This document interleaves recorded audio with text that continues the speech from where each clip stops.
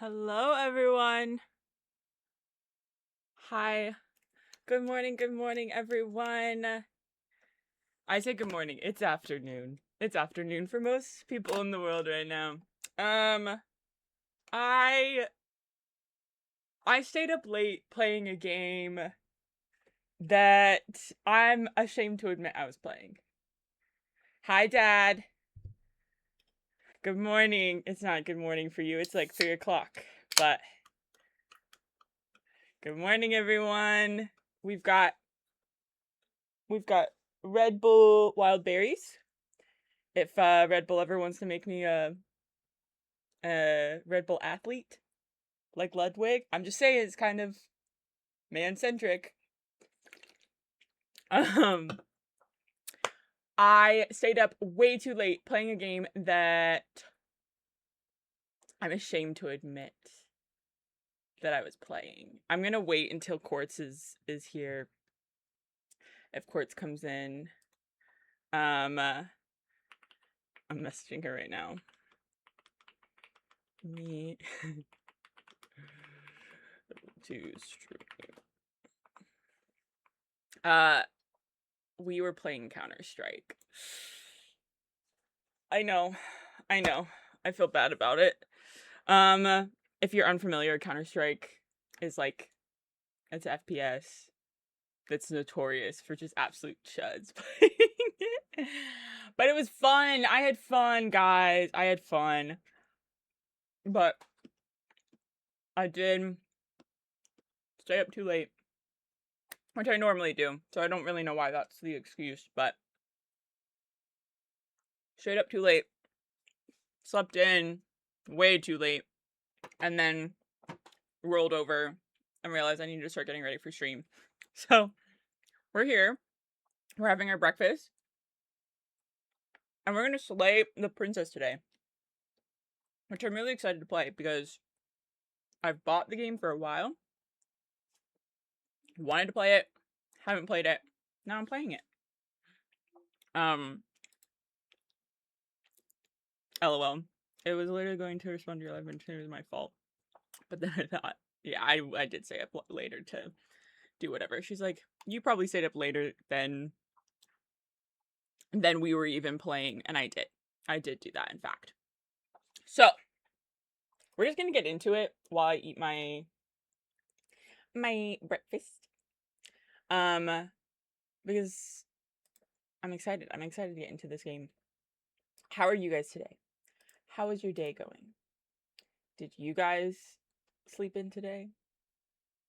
Okay, we're waiting. Come on. Come on, game. This game is supposed to be a little creepy. So if that's not your vibe, I'm warning you now. Come on, game capture. You can do it. There we go. There we go. Now you guys can see. Alright. So, Slay the Princess is it's going to be like a narrative choice game. So we're going to get to pick between a few different options. Up at 3 for some reason. Dad, that's when I went to bed. It was 3 in the morning.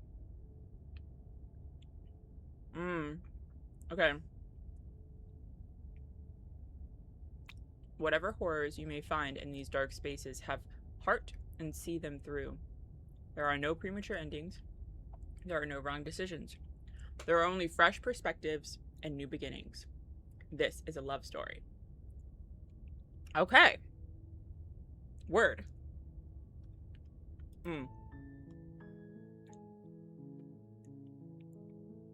Already into the art.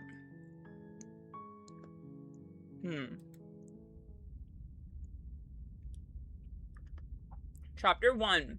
The Hero and the Princess. You're on a path in the woods, and at the end of that path is a cabin. And in the basement of that cabin is a princess. Good to know. You're here to slay her. If you don't, it will be the end of the world. Seems a little dramatic, but okay.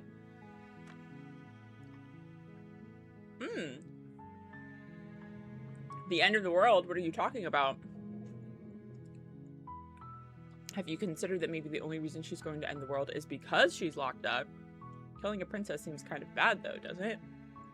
Can't someone else do this? Forget it. I'm not doing this. Have you considered that maybe I'm okay with the world ending? My first impression, my first gut instinct was... I'm talking about the end of everything as we know it. No more birds, no more trees, and perhaps most problematically of all, no more people. Okay. You have to put an end to her.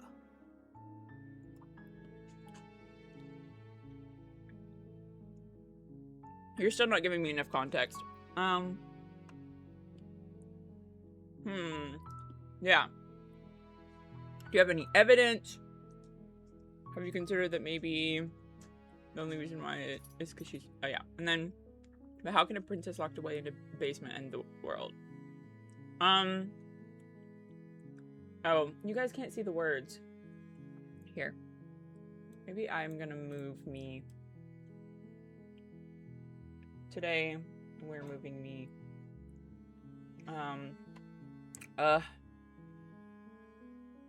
We might...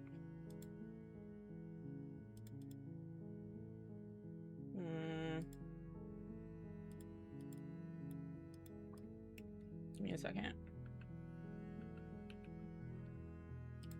Trying to fix this so that it's not...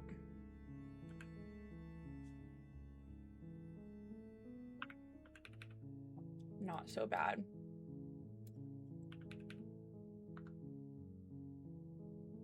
Wait, where'd that go?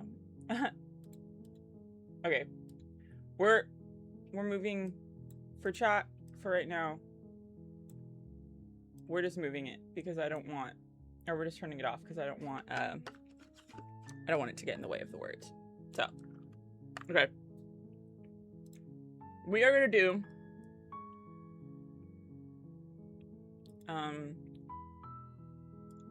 this one. Don't linger on the specifics. You have a job to do here. Just get in there and do what needs to be done. We're all counting on you. No, I don't like that. Look, you're already on the path that leads to the cabin. Why would you be here if it weren't to complete a very important task? You've made it this far, you might as well reach the end of your journey. That's the sunken cost fallacy, is what that is. I don't know if that's right. Okay.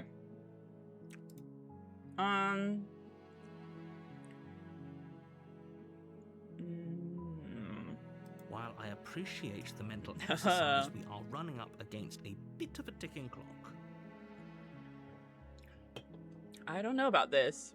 Nevertheless, let me assure you, the princess is locked up because she's dangerous.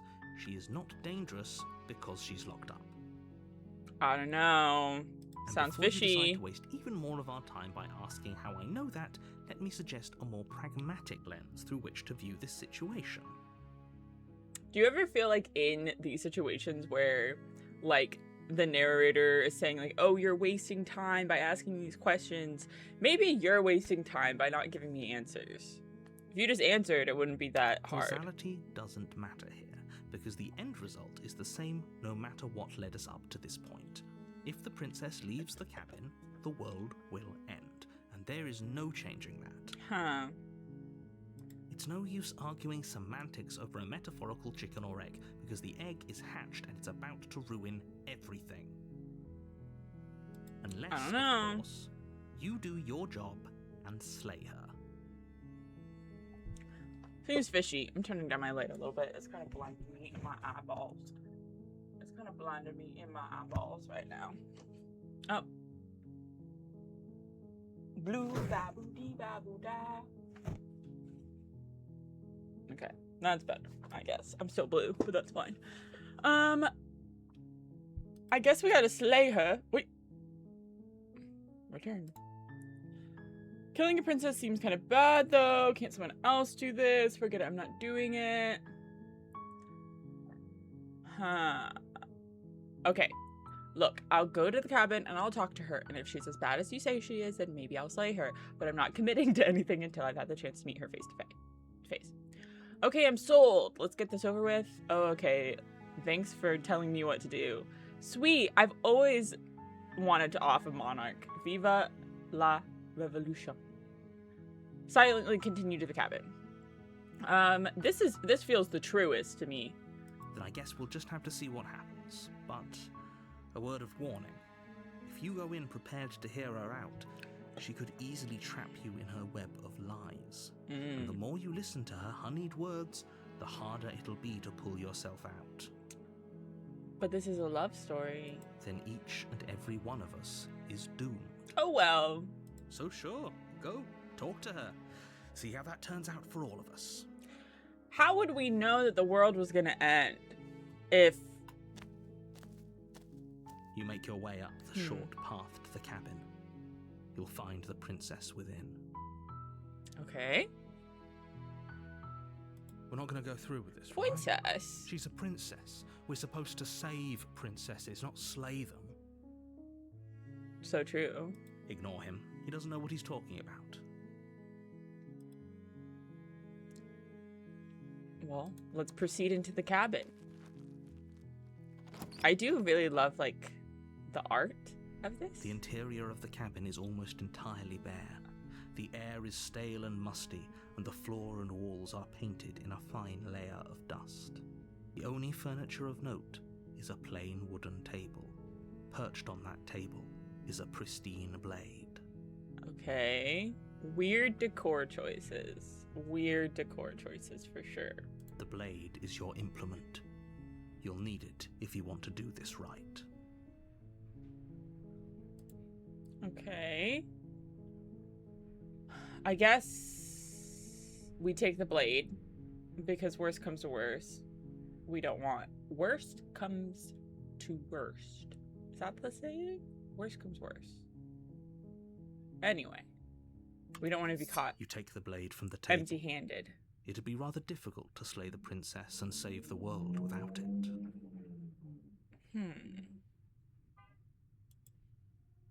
I guess we enter the basement now. The door to the basement creaks open, revealing a staircase faintly illuminated by an unseen light in the room below. This is an oppressive place. The air feels heavy and damp, a hint of rot filtering from the ancient wood. If the princess really lives here, slaying her is probably doing her a favor.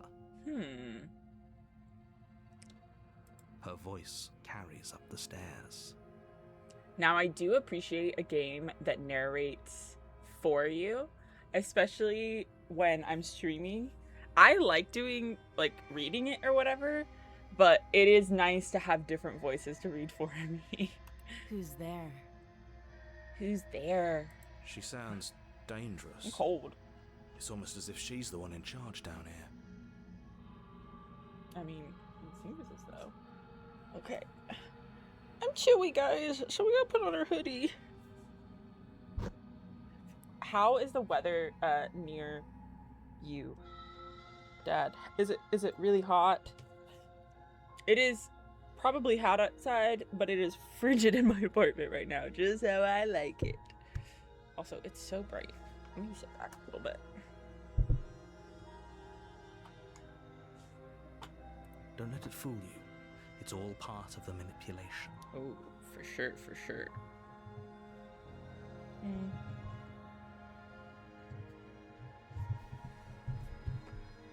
Okay. Hi! Imagine. Hi!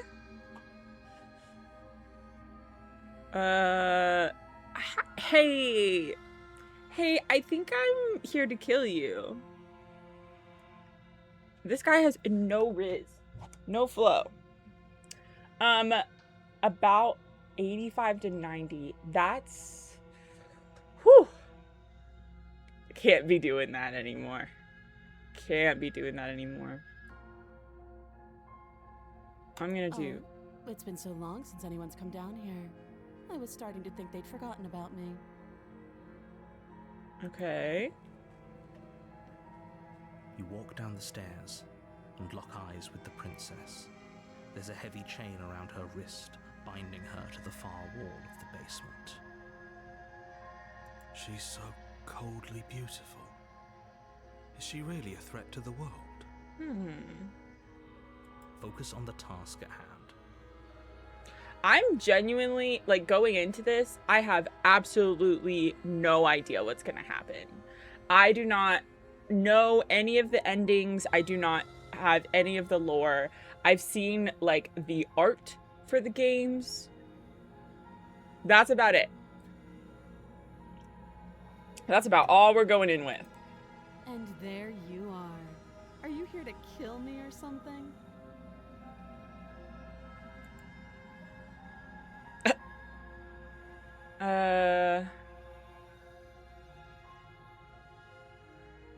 I haven't decided yet.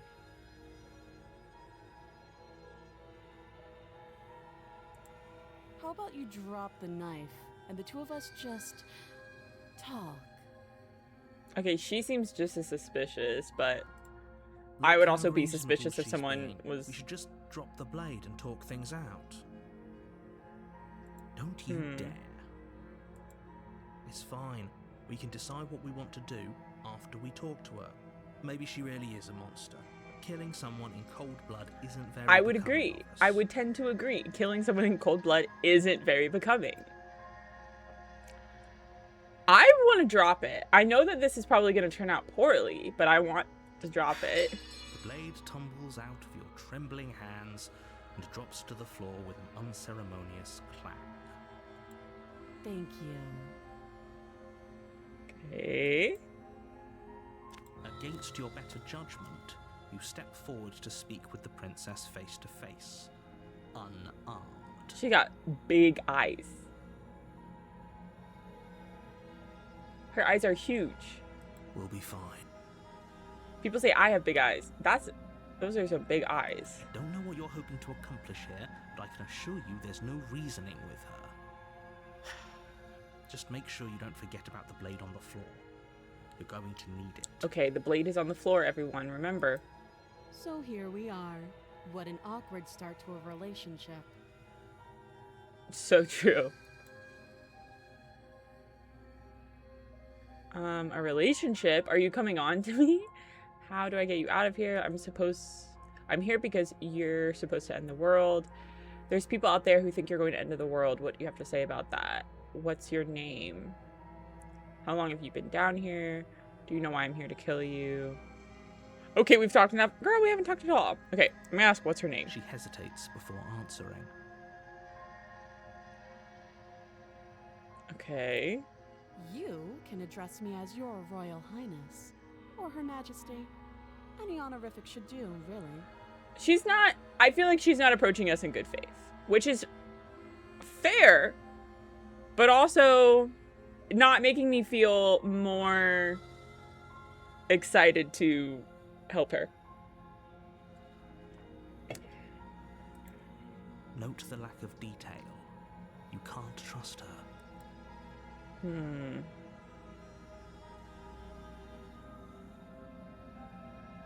I'm here because you're supposed to end the world. Don't just tell her that. Oh. Did she not already know? Is that why they threw me down here? But I don't want to hurt anyone. I like the world, I think. All right, I'm getting sussy vibes, everyone. Sussy vibes. I don't remember much about it, to be honest. I've been down here a long time. Huh. Just how long has she been down here? If I'm supposed to be capable of ending the world, then how did I wind up here, chained to a wall? Have they told you why I'm allegedly so dangerous? Fair question.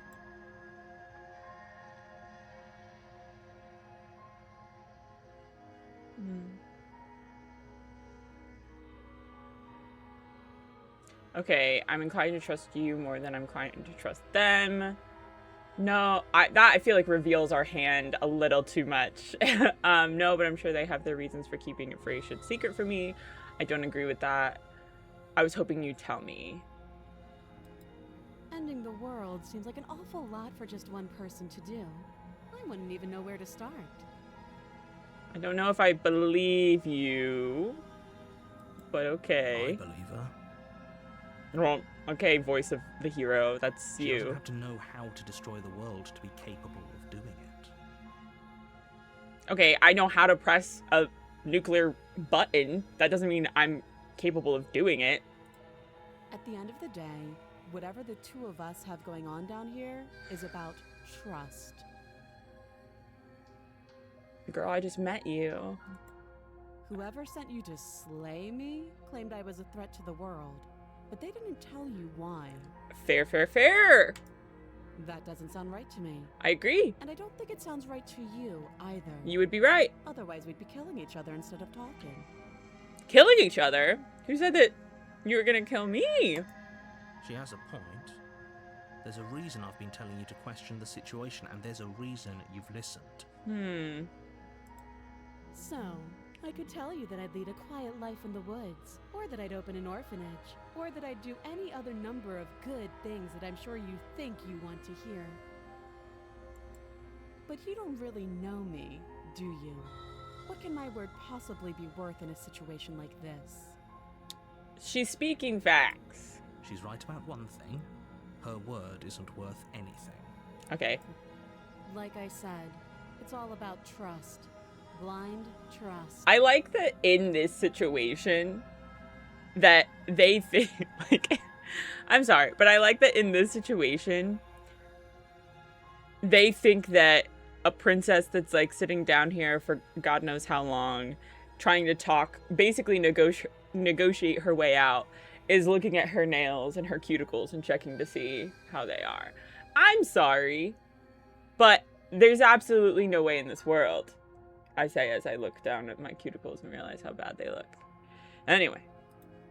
So do you trust me? But still. The prisoner, the victim, the princess clearly incapable of ending the world. Or do you trust whoever put me here? I don't trust any of you. I don't even know how I showed up here. She's wrong. This isn't about trust. This is about risk. We stand to lose everything, all for the sake of one person, and a subjugating monarch, no less. I mean, he's got me there with the monarch part, but I don't know. A relationship, are you coming on to me? It's such a weird thing to put in afterward. How long have you been here? Too long. Again, why can't anyone answer a question here? I just need y'all to answer one question actually for real.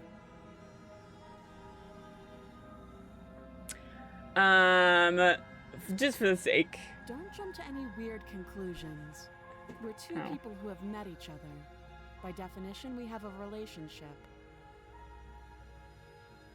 Not really. I've met plenty of people that I wouldn't say I have a relationship with them. How would I get you out of here? Can't. Don't bother. I'm guessing you don't have the key then. I'm sure there's a key somewhere around here, and if there isn't, well, we can always put that knife to good use. I don't like the way she looks in that. I don't like it. Her sharp eyes settle on the edge of the blade. She isn't suggesting what I think she's suggesting, right? She is. I'm sure of it. So she would cut off her arm? That's what she's suggesting, that she would cut off her arm? Ooh, sister, I don't know about that. Oh, have you decided what to do with me? You know why you're here. I don't like any of it.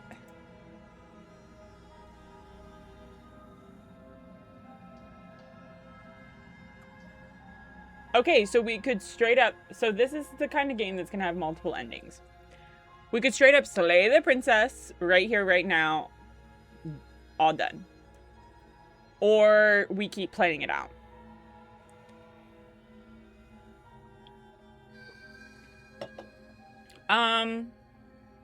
I think that it would be interesting.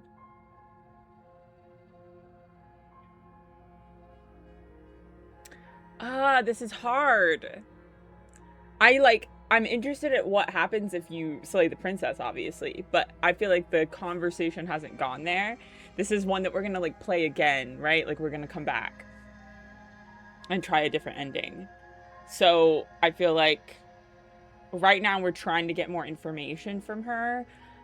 I feel like doing like I'm gonna keep you here so that we can talk more is probably like, I don't know, we're gonna get the most out of this run. That seems like a pretty good compromise.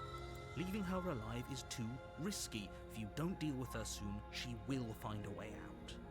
I mean, other than gnawing her arm off, I think we're good. One way or another, I'm going to find a way out of here.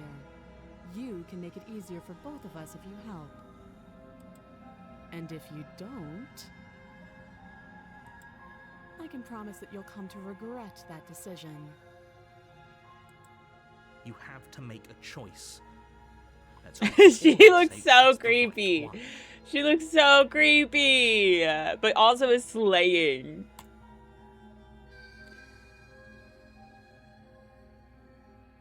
So locking her in the basement would just... Hi, Lizzie. We're playing a game called Slay the Princess today. Slay the Princess is like... So it's like a narrative choice kind of game. Basically, the narrator's telling us that the princess is going to end the world. And so I need to slay her or the world is going to end. But he won't give me any details as to why. And I'm talking to her and she won't give me any details as to why she's locked up, why they're afraid of her, anything like that. Everyone's just telling me, kill her. But my voice of reason is saying, don't. We save princesses, not slay them.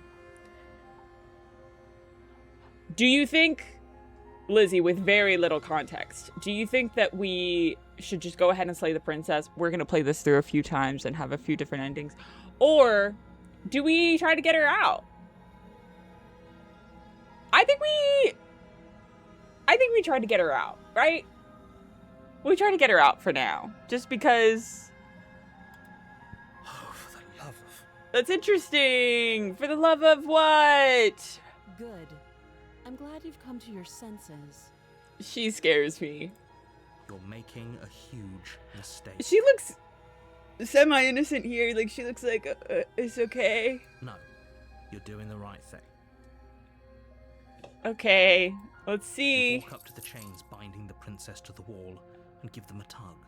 Yeah, that's gonna do it. That's gonna free her. Just give him a little tug, They're large probably. and heavy, far too solid for you to even imagine trying to break them apart. If you're just coming in, she suggests before this that the knife that you bring to basically, like, slay her, that you could use that to help her get out, insinuating she's just gonna chop her arm off. Or, like, If her you don't have wrist. the key, maybe you should go looking for it. I'm sure it's somewhere upstairs. Doubtful. Whoever locked the princess away down here intended Okay. for her to never see the light of day. They wouldn't have just Also, left the key to her chains somewhere in the cabin. If they locked her away, why didn't they just kill her? And also, why in a cabin? Why not, like, in a dungeon somewhere? And if there isn't a key, do you have any ideas besides me cutting you out of there? I'm going to check upstairs. Maybe there's keys lying around somewhere up there. And if not, maybe at least I can find something to break you free. What are we playing? It's called Slay the Princess. It's like, it's like, just tuning in after the ad. I'm sorry, I forgot to tell you, or I've turned off ads for that. Anyway, this game is called Slay the Princess. It's like a point-click adventure game, right? It's very, like, narrative choice. There's not a lot of, like, other, like, action mechanics. Basically, you're a hero, and the narrator has told you that you need to go into this cabin, go into the basement of the cabin, find the princess, and slay her, or the world is going to end. Now, he doesn't tell us exactly why. He doesn't give us any context as to why the world's going to end. why she has the power to end the world, why she's been locked down there, what makes her so dangerous. So you go down there.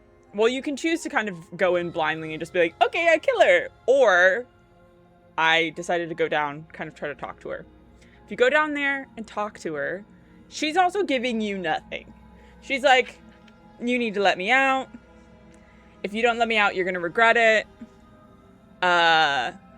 Did they tell you why they think I'm so dangerous? How can you trust them because they didn't tell you? Obviously, both sides are trying to argue why they're right. No one's giving me any information. No one's telling me actually why to do this. So, we're That would be fine. trying to get I her can use an out arm. for this run through. This is a game that we're probably gonna go back through and try different endings, similar to when we played the Dark Queen game the other day. She speaks with almost complete nonchalance.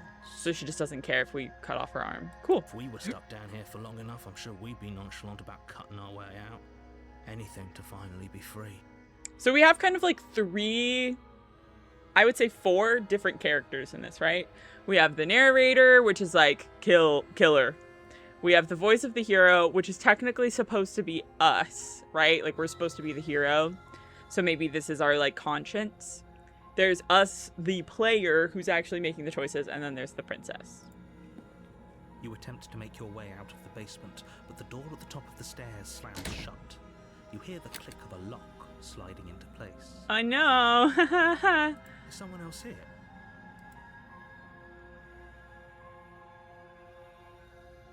You try the door, but it's locked from the outside. We got bamboozled. You're here to slay the princess, and you won't leave until the task is done. I don't think this Your is gonna shouts matter. and pleas are met with, I'll repeat myself once again. You're here to slay the princess, and you won't leave until the task is done. Cool.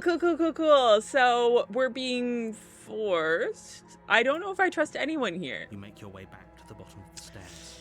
This would have been so much easier if you'd simply slain her. Unreliable like you were narrator supposed be to. like, Easier um, for whom?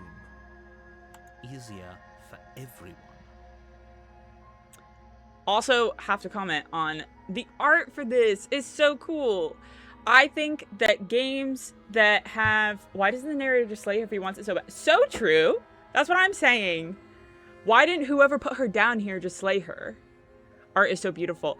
I think that games that utilize like a unique or just like untraditional, unconventional art style are so cool, especially indie games that like really the best way to make your indie game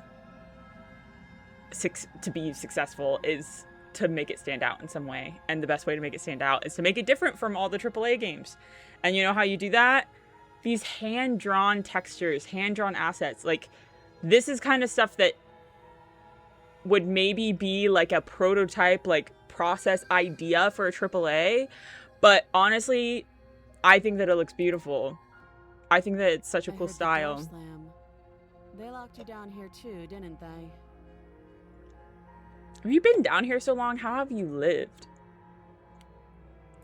Where's your food? The knife. Pick it up and cut me out of here.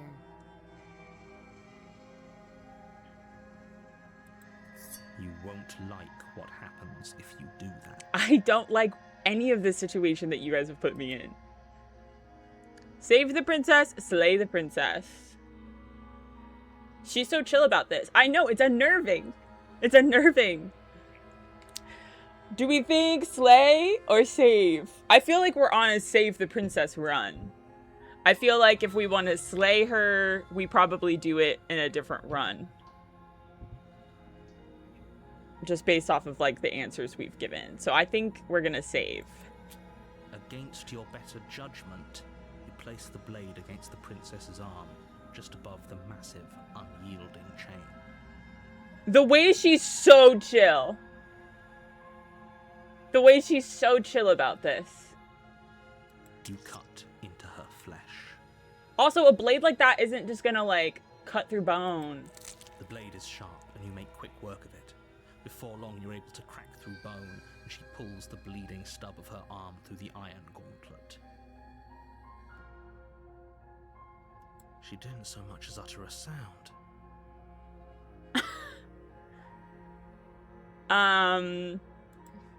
Free from her bindings, the princess turns to face you.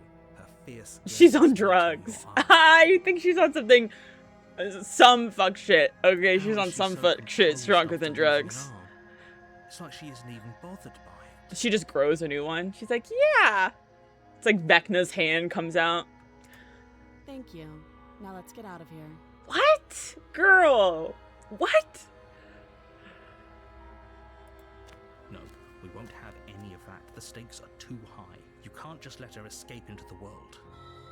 No, I just can't let her escape. Why didn't you kill her first thing then, brother? As the princess approaches the bottom stair, your body steps forward and Wait, this isn't fair. You can't just do that. So then, also, do you see my hand? What's going on with my hand? What's going on with my hand, guys? Not only is he obviously controlling me, but also I got talons and scales. What's happening?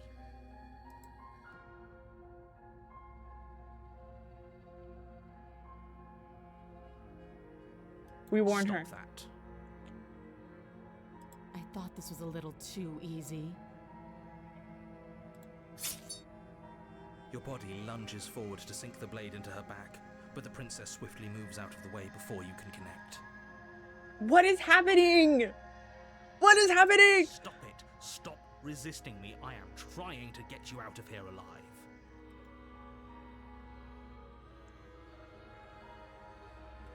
Resist? The blade. Move the blade. She's a baddie though. You're doing your best to help me, aren't you? I can see the conflict in your eyes. I'll make this quick. No, don't. She steps forward and pries the blade from your rigid hands. Maybe I'll see you in another life. Oh, so she's gonna kill me. And then she slits your throat with an almost clinical ease. Her face remains unchanged as she watches you collapse to the ground, blood flowing from your butchered neck. This is the end, isn't it? Well, I'm afraid it is. Everything goes dark, and you die. I hope it was worth it. but she said that maybe in another life. Chapter 2. Okay, wait, what? You're on a path in the woods, and at the end She of was that hot path though. She was. is a cabin. And in the basement of that cabin is a princess. Okay. So I knew that this game was going to let us like go down different paths, right? Like it was going to let us go down different paths and try different endings. But when it says chapter 2, I find it interesting that instead of like taking us out of the game, like the Dark Queen of Morthlahome or whatever did, it just like opens up a new chapter and tells us to try You're again. here to slay her. If you don't, it will be the end of the world. Okay. Oh, okay. Wait, as a where? Wait, hasn't this already happened? But I died. What am I doing here? I can assure you that you're not dead. And to answer your How is this second the last question, one? You're here to slay the princess. I literally told you that. as Yes, it is how it started. So, it's like hero has an understanding of the fact that they died, but narrator is just trying to push us along. Don't forget what he did to us the last time around. I wouldn't trust a word out of Voice his of mouth. the There's got to be skeptic. a way out of here, for us and for the princess. just have to keep trying. Okay. I'm inclined to agree. If he doesn't remember what happened We've last time, introduced a maybe new it's best to character. keep it that way. Voice of the skeptic. You know I can hear you two, right? It's going to be a lot harder than you think to keep secrets from me. This is cool. Okay. Let's assume you're telling the truth and all of this did really already happen. Why should I listen to you? Why should I bother doing anything? We could turn around and leave. But yet you had an evil hand at the end. Evil? I had a talent hand. Maybe I'm just not human. But it did look creepy. Those are two very different questions, but fine. I'll indulge you if that's what it takes to get you moving. Let's say for a moment that this really is the second time you've met me, or at least a version of Okay. it. You died last time, which probably only happened because you didn't listen to me. Well, and because you forced me. The absolute irony. Well, It that's did one look way to evil. put it, I guess. You really don't remember what happened last time, do you? You practically forced the princess to kill us. That doesn't sound like the sort of thing I'd do. It which does, is honestly actually. all the more reason for you to not buy into whatever. Is the narrator also self-delusions us the or three of another you are person? crafting. My understanding is that, like, the narrator is separate from, like, the voice of the hero, the voice of the skeptic. I think of the voice of the hero and the skeptic as, like, the little angels on my shoulders.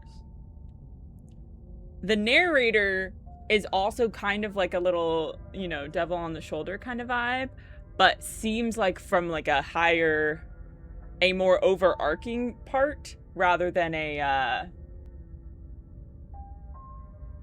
like my personal subconscious. But this is a thought I think. experiment, so I suppose I'll continue to give Jiminy you the benefit Cricket. of the doubt. If I did Yeah. practically force the princess to kill you, it was probably for a good reason. Did you try and free her? Did you say something really mean to me? Because if I really did what you said I did, you probably deserved it. I'm a professional, after all. Don't know about that. Sure you are. Anyway, I believe your second question was, what's the point of doing anything? If you're asking that, it sounds to me like you're making the rather dangerous assumption that your actions last time around didn't have any consequences. Well, tell me what the What do consequences you were. mean? Of course there weren't any consequences. You forced the princess to kill us, and now everyone's right back where they started. That sounds pretty consequence-free to me. A very valid point, voice of the hero. Yes, but in this purely hypothetical scenario, that begs the question of how you got back here. Did time simply rewind itself, or were you instead transported to a different world entirely? The princess says, before she slits our throat, maybe in another life. So I wonder if she's like, she has some sort of power to keep us in this loop. If it's the latter, what do you think happened after you died? So like maybe she has some power to keep us in this loop and she's kind of banking on us to figure out how to get her out. Because remember, Liz, at the beginning of the game, when like the load screen, it tells us this is a love story, right? Which to me would mean like they end up together, right? But it could be like when I think of has anyone ever seen 500 Days of Summer? One in chat if you've seen 500 Days of Summer. It is a very good movie. I highly recommend it. It's really kind of sad. But it's basically at the very beginning of the movie of 500 Days of Summer, they say this is not a love story. And then they proceed to go into basically a love story, right? But they told you at the beginning, this is not a love story. And so it does this like very powerful thing in narrative where you're like setting expectations. Also, I need to move Little Frog. I forgot Frog's there. Come on, Froggy. I'll just actually... Yeah. So, we're doing that. We're also going to put this away, too. We're doing that La La Land type beat. Yeah. Just don't cut the donkey's hand off. I don't think she's on drugs, Dad. I think that she's maybe powerful. Do you think the people there lived happily ever after? Or do you think that the princess, left unhindered, brought about the end to everyone and everything, just like I told you she would? If she did, then we wouldn't be here. What a conveniently ambiguous group of things for her to ruin. For all we know, the princess left the cabin and never saw another soul. Oh, how I wish that were the case, but if the princess weren't a certain, inevitable threat to the world, the four of us wouldn't be here. And yet... That bitch was on autopilot. Dad, we can't call the princess a bitch just for being locked in a basement. You're talking in circles. I think she's like a powerful being. Maybe like a... It seems like in this world, there are beings that, like, I do not look human. That my hand was not human, right? And so there might be like sorcerers, witches, warlocks. She just might be really powerful. No, I'm talking in facts. Okay. Let's talk about this princess. Think about it. The only reason she was even able to kill me last time was because I let her. And all she did was slit my throat. How is she supposed to end the world? Who locked her in that basement? What is this place? I want both answered. I think we're going to get both answered. Locked her in that basement, and I told you what this place is. It's a path in the woods. Don't overcomplicate things. Again, I bring back... People would... If people are worried about time, it would be faster just to answer the damn question. But that's okay. That's okay. My question exactly. If they locked her away, then why shouldn't they slay her? Look, I'm not supposed to say this, but it's because you're special. You're the only person capable of doing this.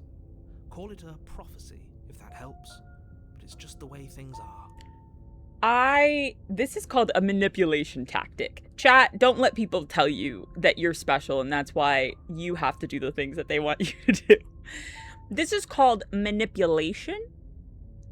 Oh, I didn't know we were special. No, stop. Voice of the hero. We're not that special. I was just about to say this is all giving prophecy vibes.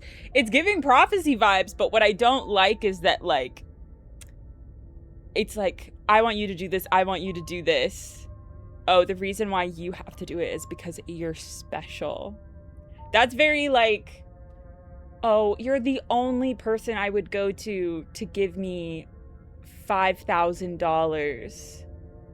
I'm a Nigerian prince, and I only trust you to give me your bank information because I'm in hiding. That's what it feels like. Of course you're special. Why else Just would saying. Why would a Nigerian prince email you? You know? Why? Yes, right. We're here because we're special. Maybe I'm voice of the critic, or voice of the skeptic. Jenny, today I got a yummy chai and baklava. I would love a yummy chai and a baklava. What kind? Was it just like regular baklava, or was it like chocolate baklava? I have only ever had regular baklava. Lizzie, do you want to know the, like, first time I ever had baklava? You're gonna laugh at this. We're getting off on a tangent. We'll get back to the game in a second.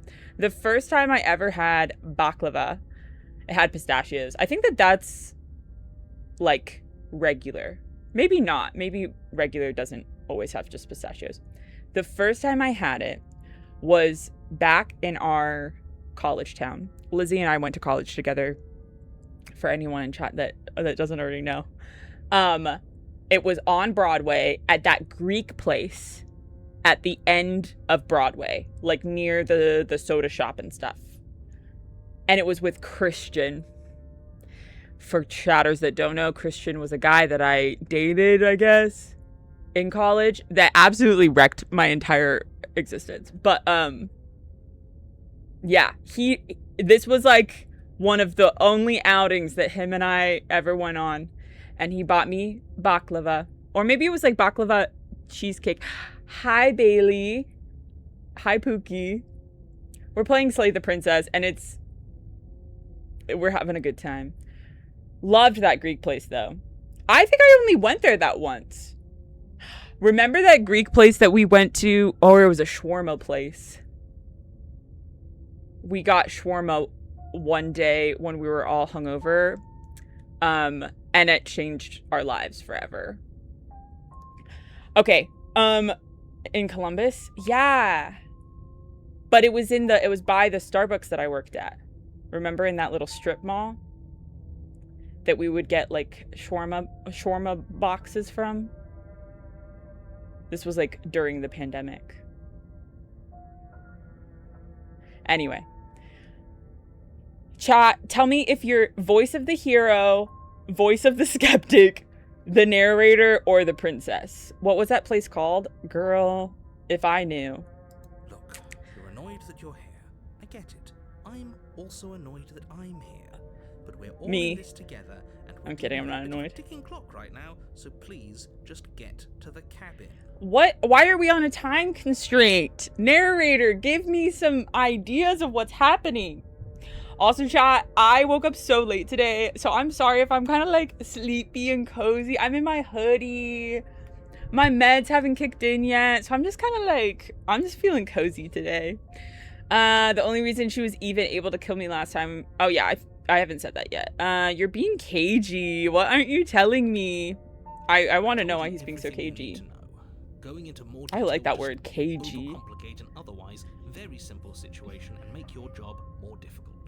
It's not more difficult to give me information. It's actually not more difficult to give me all the information. This is what people who want to have power over you will say. Like, oh, I'm just making your life easier by not telling you everything that you need to know. Not to sound like a broken record, but the less you know about her, the better things will go for all of Okay. us. I know it sounds like I'm hiding something, but you're just going to have to trust me here. Is Finn cozy too? Is he close by? Here.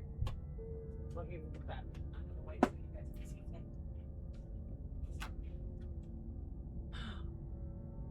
Butter. Aunt Lizzie wanted to say hi to you. Can you come say hi to Aunt Lizzie? Come here, Butter. Oh, good stretches from Finny. Oh, just the full weight of his head in my palm. Hi, baby. Here, you want cozy banky? Oh, yes. Here, I'm gonna take my headphones out. Cozy baby. Cozy baby. You guys can't see him very well now that he's laid down. But he is nice and cozy. We slept in today. He got one of his chewies. Sorry, I can't say it too loud or he'll want another. But he is just being a cozy little baby boy. Cozy little baby boy. Okay, not to sound like a broken record. All right, wait, he already read this aloud. I was saying I love when they read it aloud. The ASMR chewy. Yeah, I know. The only reason... Okay, we're gonna say this now. She just can.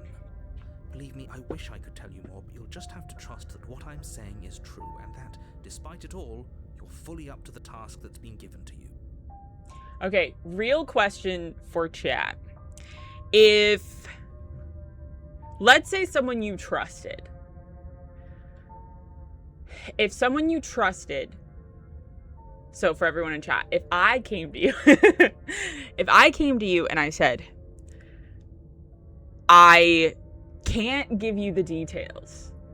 I can't tell you why, but I need you to go slay this princess. Would you do it without asking questions? If I was like, this is like, I'm telling you, you know, on my life that this has to happen, would you go slay the princess? No questions. Lizzie says, sure, of course. As I would, the same.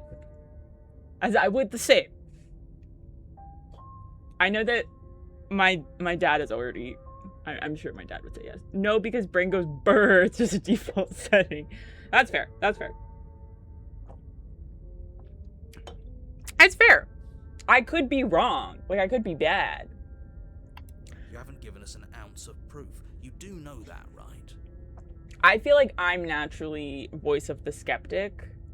Like, that's just like my default, is to feel a little skeptical.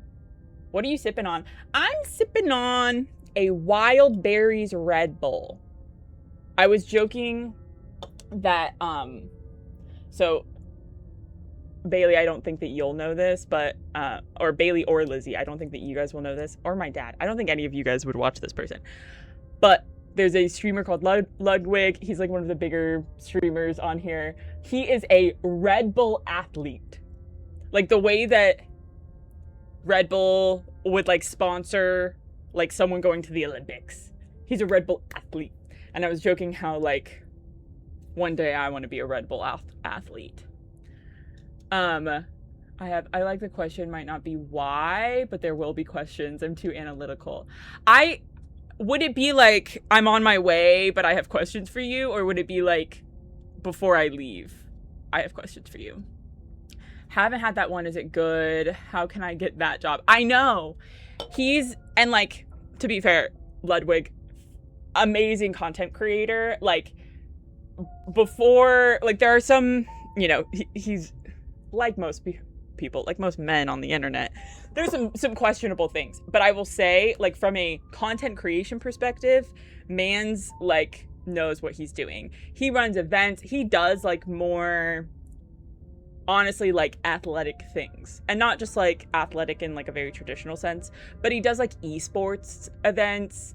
He did this thing called Tip to Tip, where him and his friend Michael Reeves took their motorcycles and they go across a country. So they went from the, like, bottom lowest tip of Japan to the top without any type of navigation, like without a GPS, without their phones, without maps. They just, like, talked to people, so they had to, like, learn a little bit of Japanese and be able to communicate. They did the same thing in China, and, like, those are all things that are, like, sponsored by Red Bull, which is really cool. Like, I think that it's just, there's not a lot of content creators, especially on Twitch, that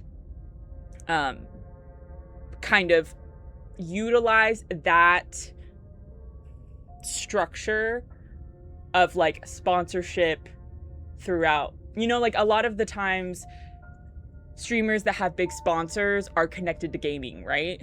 And, like, energy drinks are definitely connected to gaming in a big way, but I just think that it's really impressive to do that. How can I get that job before I leave? LOL. I mean, that's fair. That's fair, Bailey. That's fair. It's probably a little bit more logical to do that. Wow, so cool. What's your take on esports being a sport? I say why not? Look, obviously there's not the same type of dedication. Like, it's not a sport in, like, a physical way, the way that sports are sports. But I think that, like, esports in terms of, like, a competition, like, talking about it that way, like, as something to be a part of a league, it's the same way as, like, bowling could be considered a sport, but is there, like, a lot of, like, physical conditioning that you have to do? No, not really. But, like, it's more just about the competition element of it, in my mind. And I think that there is competitiveness in games, and I think that it's interesting to watch. Genuinely, I've watched some, like, esports, like, cups or whatever, like, just, like, some competitions, and they're interesting to watch. Like, I enjoy it, even if it's games that I don't really play. Like, I get it. But I've also more recently been getting into games that, like, have esports elements, you know, games, like, that have that competition. And rip ATL, Overwatch League. Yeah. Like, I haven't watched a lot of Overwatch. I tried watching a little bit of Squeaks play it, but I have watched a few, like, different cups. And I think that it's fun. I think that it's interesting to see. I like playing those games. And, like, if anything, I think that, like, I've gotten a lot more into the, like, gaming community culture by being a part of Twitch and by being more active as, like, a consumer of Twitch, like, following different streamers and, like, chatting and just, like, being a part of those communities. And I think that it's a really, really interesting, like, subgenre of culture. I was actually talking about it in we'll get back to the game in a minute, guys, but I was talking about it in my reading seminar because we're reading this book called Super Communicators. Let me show you the book. Oh my gosh. This book called Super Communicators. I literally cannot recommend this enough. This is such a good book. It is actually genuinely such an easy read, even for being like a thicker book. Very, very good. And it's just talking about communication as a whole. So it's not like, this is not a specific business book. This is not even really a self-help book. This like toes the line between self-help and like, I guess what I like to call like business help, like a more professional kind of self-help book. But it's so good. It's by the same guy who wrote The Power of Habit, if you've read The Power of Habit. And it just talks about like researched, studied ways that we communicate more effectively and the way that we can be like just improve our relationships with people by the way that we communicate, and like that there is kind of a formula to it, there is kind of a structure.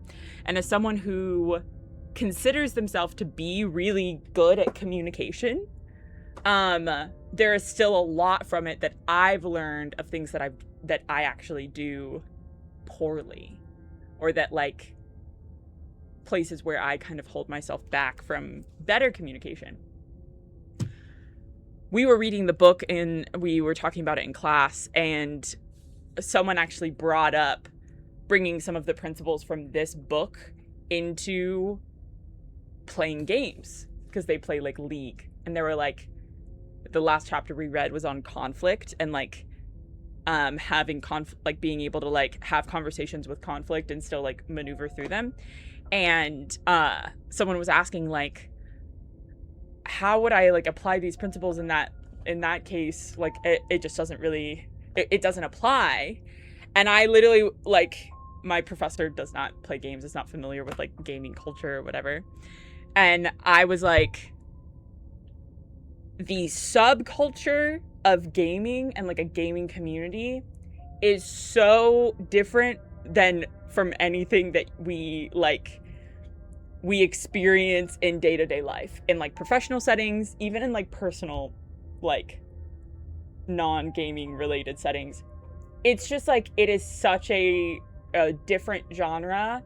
And honestly, like, if I were to get a PhD, I'm not getting a PhD, but if I were to get a PhD, my PhD would be on like gaming subculture, like gaming as a subculture, but then also subcultures within gaming, and also just like the way that communication like this applies in those settings, because it's so weird. I'm actually working on, as a side project, the development of a like platform for matching people in like online gaming kind of scenarios, because right now everything's like algorithmic and like rank based. But how do you do that you like actually create connection? And it's something that I'm really interested in. I put a survey out. It's in the Discord, I think, if you're a part of the Discord. But I put a survey out, and the survey got a lot of responses, and it was really interesting to see what everyone had to say about it. And to like get all that data. I used to say, like, getting my master's degree, like, it was like, okay, so this is like my boring practical, like, way to get a job later, you know, like, this is like my practical knowledge that I'm building so that I can, like, get a job. But, like, really what I want to be doing is working in the games industry, and, like, this is my in. But it is really cool to me to, like, have gotten all of those tools and then want to use them in those contexts. Like, I want to use my degree to do stuff in gaming because of, like, projects like that make me think, like, oh, this is where we overlap. You can create connection with COVID. Best gamer girl group I ever found was when I was stuck at home. Oh my gosh, like, that could be a thesis in itself, is like gaming during COVID or COVID's effects on the gaming community. Twitch streamers specifically, yeah, we started streaming during COVID. Twitch streamers specifically, huge like, I think Twitch as a platform and, like, streaming as a job was, if it weren't for COVID, would probably still not be, like, as off the ground as it is. Because everyone was at home and everyone wanted connection. Like, everyone wanted to feel connection. And the best proxy for that during COVID was to be a part of, like, an online community. And what a better, more accessible online community than, like, a public Twitch stream, you know? Because the group I streamed with and gamed with nightly, we all just dragging our feet to exist and not drown. Exactly. Like, it was just, like, it was kind of like a survival thing. Times change, and so fast. I know. It's really crazy. It's really crazy to me. I mean, I still think, like, we are still dealing with the social implications of the pandemic. I know I am.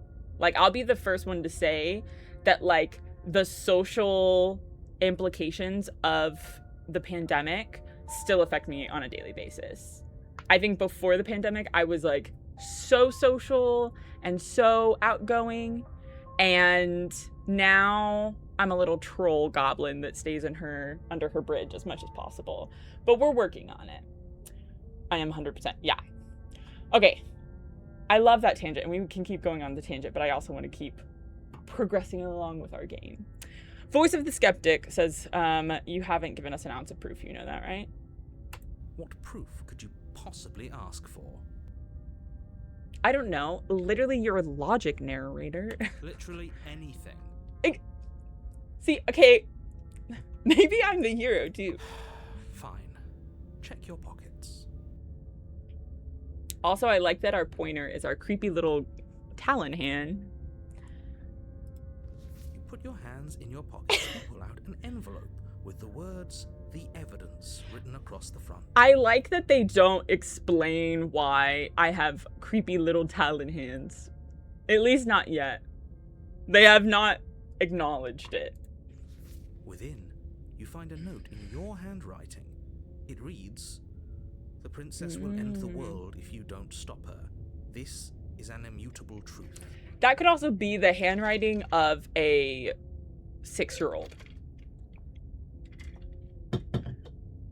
Also glad you're streaming earlier. I have gathering tonight, so I'm getting ready with you. I love that. I also am happy streaming earlier. If I didn't wake up late, I did wake up late today. I'm blaming Quartz. Bailey, I downloaded Counter-Strike. I played Counter-Strike yesterday into the wee hours of the morn. Quartz and I had been bye. I know! You're logging off now. No! Come back! I know. Quartz downloaded it the other day because I guess she blamed me because I just was in class. She blamed me because I was in class and that I couldn't be there to game with her. And so she downloaded Counter-Strike and then was like, will you try it with me? But now we have to bully her into trying Fortnite. She has to at least try it because I tried Counter-Strike. I did get bullied. I did get bullied. I'm okay. Here's my justification, and I told her this before for downloading Counter-Strike. My justification is that for the like gaming, I'm like roughly calling the platform service that I want to start, Stack, for like a 4-stack, 2-stack, whatever. So for Stack, I had to do some user research as to what users experience in these types of lobbies, right? This is a scientific experience, Bailey. You can't be mad at me. Yeah, glad you were the soldier for that. I will not be getting it. Bailey, you already have an account on Counter-Strike. Don't even lie. Don't lie to chat right now. Because I saw you under my, like, friends that play the game. I will only be mad if you're on there again. Well, then you're gonna be mad, because I'm probably gonna get on again. I literally don't. Bailey, don't lie to me. I saw you under it.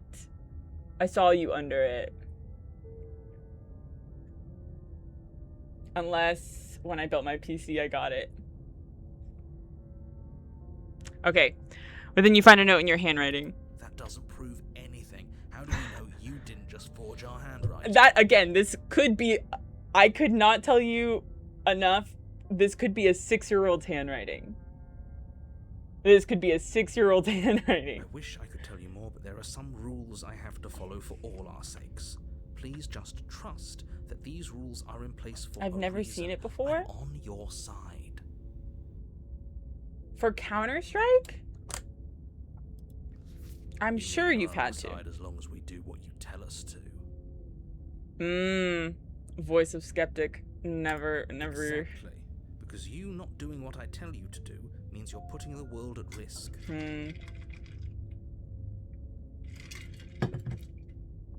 Bailey, if you're unfamiliar with Counter-Strike, Counter-Strike is an FPS that is like notorious for like absolute chuds. Like, it is not. So the way that like a lot of FPSs these days is that they add like some sort of kind of I don't want to say magical, but it's kind of like they add like whimsy to it, right? Like they add some sort, it's usually animated, it's usually like very like, I don't know. It's animated. It's kind of like Fortnite, where there's a like, I can't think of the word. There's just an element to it that is not too real. There's like Call of Duty, I would say, is like on the scale of this is like very realistic, right? Counter-Strike is even more realistic. More like this is war game. Fortnite kind of sits in the middle, or like more towards like the whimsy route. And then there's like Overwatch, Valorant, where like people have literal like alt magic power kind of things. That is like on the far end of the other spectrum. Counter-Strike is like the complete opposite of that. And it's known for having absolute chuds, which is like every FPS competitive game like that. But these people are like real chuds. Real chuds. Our friend Quartz, though, has always like played Counter-Strike, has loved it, has been sober from it for a number of years, and then re-downloaded it the other day and has been playing and asked me to play. To be fair, I also will play Overwatch, Bailey. Bailey's an Overwatch player, and so she's on the opposite end of the spectrum. I've been Fortnite for a while, so I'm kind of like in the middle. Quartz won't play Fortnite with us. I don't believe you, to be honest. What do you mean? I will play. Especially now that I've played Counter-Strike, now I have to. Quartz won't play Fortnite with us. Bailey won't play Counter-Strike. I'm in a house divided. My moms are fighting. Voice of the hero, I think we've got everything out of him we're going to get. Okay. Great. Now, if you don't mind, the whole world is waiting with bated breath for you to save it from ruin.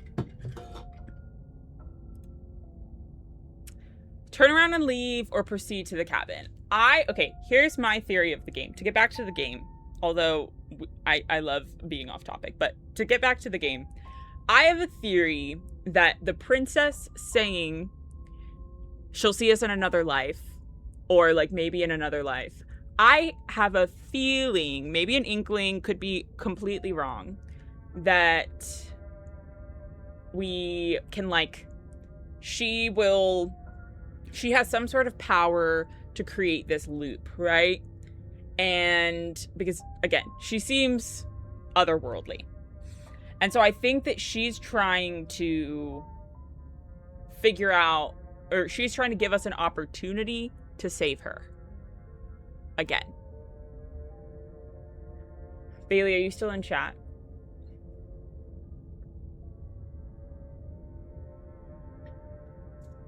I can fix it too. Let me just fix it.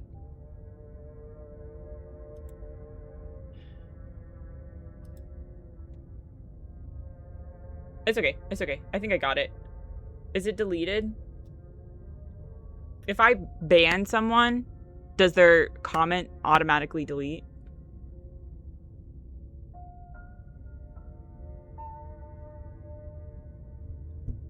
Anyway, my idea is that she's trying to give us a loop, a way to like save her and save us.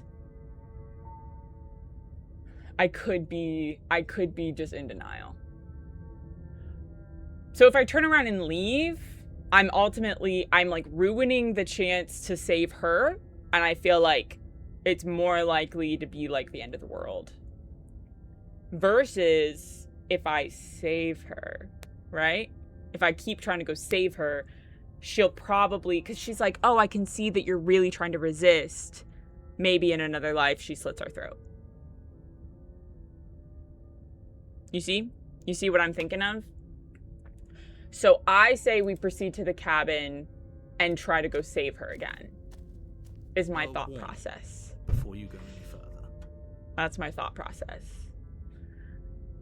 She will lie, she will cheat, and she will do everything in her power to stop you from slaying her. Don't believe a word she says. Yes, don't believe a word she says. Just go in, take the knife, and do what you're supposed to. Wink. LOL. Did you just say wink out loud? Did you just say wink out loud? Oh, also, Lizzie, if you're still in chat, okay, so first off, I got these Red Bulls in like a huge pack. I ordered them off Amazon because my sleep schedule is absolute trash. And I know for a fact, like, once I get my ADHD meds in, I'm like fine. But that like morning, like trying to get into that is hard, and I get really sleepy. So I got these as a way to like wake myself up in the morning. They sometimes make me anxious, so I don't take them all the time, but I got a pack of like 12. They were on sale, pretty reasonable. I think it was like $19 or something like that, which is still expensive, but reasonable. They gave me a pack of 24. Don't tell Amazon, don't tell Jeff, but they gave me a pack of 24 on accident. So I got like a half a pack for free. And there were all these really yummy flavors. And one of the flavors that I got is like vanilla berry or something. 911. 911. Call 911. Call the cops. Which flavors? Let me go grab the pack. Let me grab the pack. We're doing a Red Bull haul. Guys, I'm really putting in the footwork now so that I can be the next Red Bull athlete. I think that they need a female athlete is all I'm saying. All right, I'll be right back.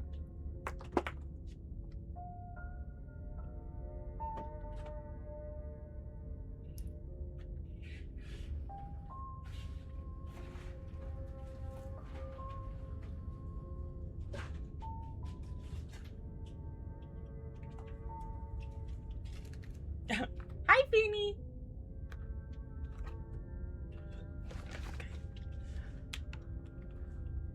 The other pack is has been in the fridge.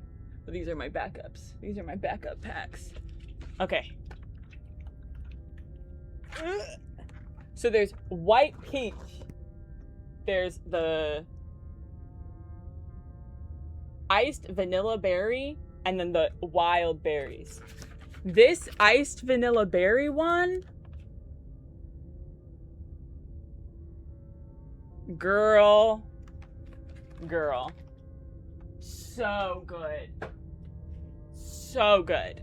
I like thought that the vanilla berry was probably going to be my least favorite, just because it was like weird. It's my favorite. Iced vanilla berry is so good. It's like, I don't know. It's so good. It tastes almost like a candy that I had when I was younger. I don't remember what the candy is, but it tastes like it was a candy from when I was younger. It's so good. I like Red Bull, but I'd just be addicted to brewing my espresso. So fair. Which is your favorite? Literally making an espresso now. So Bailey knows this. Not Bailey. Oh my gosh. Lizzie, Bailey, guys. Lizzie knows this. Not much of a coffee drinker. Never have been. The only time I was a big coffee drinker was when I worked at Starbucks and I got it for free and I could like make as much as I wanted. I've just never been much of a coffee drinker. I like it. It's not that I don't. I'm just not, like, that's not going to be my go-to every day. My go-to every day is probably more of an espresso if we're going down the, like, milk-based drinks, right? But it's... Wait, did I say espresso? I meant matcha. Matcha. I like matcha more. But or yerba mate. But I think I get weird with milk-based drinks because if I don't drink it all at once, which I often don't, I'm much more of a sipper than a chugger, then it gets weird. I don't like the milk at room temperature. But with these also sometimes I don't finish and then I don't like it because they go flat. That's why I like yerba mate, because it's just tea and it's not carbonated, so I can like just stick it back in the fridge and drink more later. But these are also tinier, and so it's like, one, it's not as much caffeine because I don't really need that much more caffeine in my day, but then two, it's easier for me to finish. It sounds like you just need to drink cortados. Are they just smaller? Are they just smaller? They're also warm. And I'm not much of a hot coffee drinker. Can I have an iced cortado? I don't think that that's a thing. But I've never been like too much of a coffee drinker. Like even just like the plain taste of coffee is not really my vibe. 1-to-1 ratio of espresso to milk. You can do ice. Just throw an ice cube in there. Oh. That is probably more my vibe. Or I have done like Americanos. Like a flavored Americano, iced with like a splash of milk or something, just to like add a little bit of something, is probably more my style. I think I just don't like as much of the milky. Is meant just to throw back and go. Okay. I like that. If I was a coffee person, I remember when Liz and I moved into our like final house before she moved away, I was like, we moved like right before Christmas and we didn't want to get each other, like make a big deal about getting each other Christmas presents. So we just got one present together, which was our Nespresso. And I will say that during the holidays, I was really big on doing like affogatos. That's where you get me. If you add ice cream into it, that's where you get me. I make Garrett Americanos with a splash of milk. He started doing his own pour-overs. I'm just a snob now. I put my ex onto AeroPress because he did... my ex was really into pour overs as well, but not like, he didn't really get fancy with it. I think that he just like didn't want a coffee maker. But then I put him on to getting an AeroPress because I had other exes that really loved the AeroPress, and he said that that was like always his favorite, that it makes really good coffee. I've heard a lot of people say that like AeroPress is like their coffee. Again, I'm much less of a coffee snob. I've worked at like fancy coffee shops. I've worked at Starbucks. To me, I usually like something flavored. Sometimes I also just love like something more fruity. I've wanted to try the espresso with orange juice. The like espresso, like the Americano with orange juice. I feel like I genuinely would like it, which is unfortunate. Also, I'm not gonna eat it right now, but I got me one of my Built bars. These are like one of the best protein bars. If you are like a protein bar person, but you usually hate the texture, these are like chocolate covered marshmallows. They're kind of weird, but like they're really good. And I've been trying to eat more protein for my meds to work. Back on the game. No, I Did you just wink out loud? Wink. Just ignore this clown. Can you guys and wink? focus on the princess. Focus on the princess. Proceed into the cabin. This is what happens when I do get caffeine, though. I'm like... The interior of the cabin is less a cozy Oh! retreat and more like a dungeon. A few pathetic wisps of starlight attempt to illuminate the cold, uninviting stone walls and thick, wrought iron bars. This is barricade different. the windows, reminding anyone who enters that this is a prison. I don't think you guys were here for the first shack that we went into, but it was quite literally just a shack. It was like, it was not much. This is different. Which again, if she's like creating this world, maybe she made it nicer because she's like, I'm gonna be stuck here. The only furniture of note is an iron table, bolted to the floor, a pristine blade perched on its edge. Now, we could choose to go in and not take the blade. The blade is your implement. You'll need it if you want to do this right. Ooh. He definitely did not. Does a mirror not count as furniture of note to you? Because it should. Huh. There isn't a mirror. There's Me and a Garrett would table, get along so a blade hard. sitting I'm on sure the we table, would. and the door to the basement. There's nothing else in here. There's definitely a mirror. There isn't. I There think it's isn't? what we have to do. I want to go look. Why would you lie about that? What's the point? I want to look at myself. I want to see how handsome Let's I not get am. caught up in Why can I vanity. be a We should woman? Definitely take a closer look. Whatever it is, he must not want us to know. What? about Only it. men can be heroes? Only men can be knights in shining armor? Is this some sort of rehearsed bit? Use your eyes. There is no mirror. Why would I lie about something so meaningless? What good would it even do? Okay, so if the narrator can't see the mirror, then maybe the princess can control it. I'm thinking, have you guys ever watched like the Marvel movies with Scarlet Witch? Wanda, who can like control reality. Like she basically can just manipulate matter and reality. She's like the most OP. Maybe she can control. This whole cabin is different than last time. Take the blade into the... I'm approaching the mirror. You walk up to What the is wall next Marvel? to the basement door. It's a Lizzie, wall. we've watched Isn't Marvel much to movies see. together. Like, Marvel is like Iron Man, Captain America, Endgame, that kind of stuff. Thanos with the, you know? You walk up to the wall next to the basement door. It's a wall, not This much really into it. isn't funny.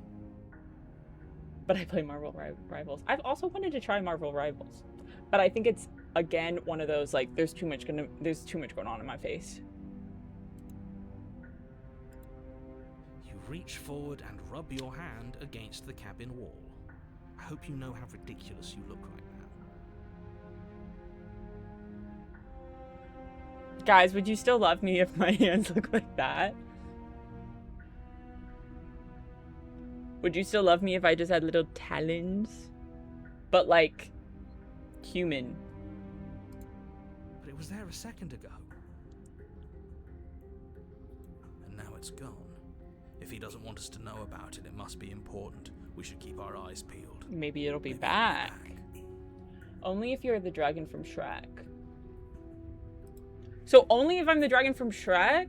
That's messed up. That's messed up. Mods. Mods, ban Bailey, the mod. Ban Bailey, the mod. It's different. This cabin is all different. Very different. Okay, so there was a mirror there. We went to look at it. It's gone. We still don't know what we look like as a whole. We only know our hand. Okay. Yes, but why? Did he change it? Or did it change all on its own? Maybe it's a different cabin entirely. Are you guys had an ad, right? I just saw that it's been a few minutes since the last ad. I'll try to catch it before the next time so that we can play it at a time that like I'll like pause and just chat for a minute so that you guys don't miss it. Again, if you have Amazon Prime, then you also have Twitch Prime. And if you subscribe with your Twitch Prime, then you don't get ads. You just have to connect your Twitch account to your Prime account by just like logging in. And then you don't get ads. You do have to come back every month to resubscribe using Twitch. It doesn't just like hold your subscription the way that you do if you subscribe normally. But then you don't get ads. Voice of the skeptic, but why? Why did it change? Okay. Now isn't that a novel thought? Maybe you haven't actually been here before. Narrator, I'm This sick means of your you'll finally shit. drop your ridiculous past life nonsense. You haven't died, and you certainly haven't been killed by the princess. This is called gaslighting, folks. Nah, girl, you get my hard-earned $5. Thanks, Bailey. Thanks, Bailey. So focus up. Don't get distracted by minor details. Okay. So do we take the blade into the basement? Or do we just go? Because technically, I don't think we'll, like, if we take the blade in, then sure, that's how we got her out. But that's also how we died. If we just don't take it into the basement at all, then she can't. But then how are we getting her out? But then again, do you have basement perks? LOL. DBD humor. But then again, if he probably won't lock us in the basement because we don't have the knife. So he might be like, okay, you can come back up so that you can get the blade. We're going in without the blade. I'm going to insist we take the blade. We're in a dangerous situation and I'm not letting us go down there without a weapon. Oh, okay, skeptic. Are you sure? She killed us with it last time. What if she turns it against us again? Yes, I'm sure. And I've already got a plan for that. See, this is why, like, voice of skeptic, voice of hero feel like outside of me. Still with those past life delusions, are we? I hope part of that plan is don't give the world any monstrosity your only weapon. Because unless you've decided to arm the princess, I don't think you need to worry about her having a weapon. Other than the fact that she's probably an all-powerful being. Peachy, we'll be fine. Speaking of peachy, the white peach is it's good. It's a good flavor. It's still not my favorite. I don't know. I don't really like white peachy, like artificial flavors. I like a white peach, but not an artificial flavor. White peaches are one of Lizzie's favorite fruits, though. We used to get them here a lot because they have really good ones at Pike Place. Hey, don't I get a say here? What's the big idea? Normally, yeah, but not about this. Call it a reflex. We take the knife as we go. Wonderful.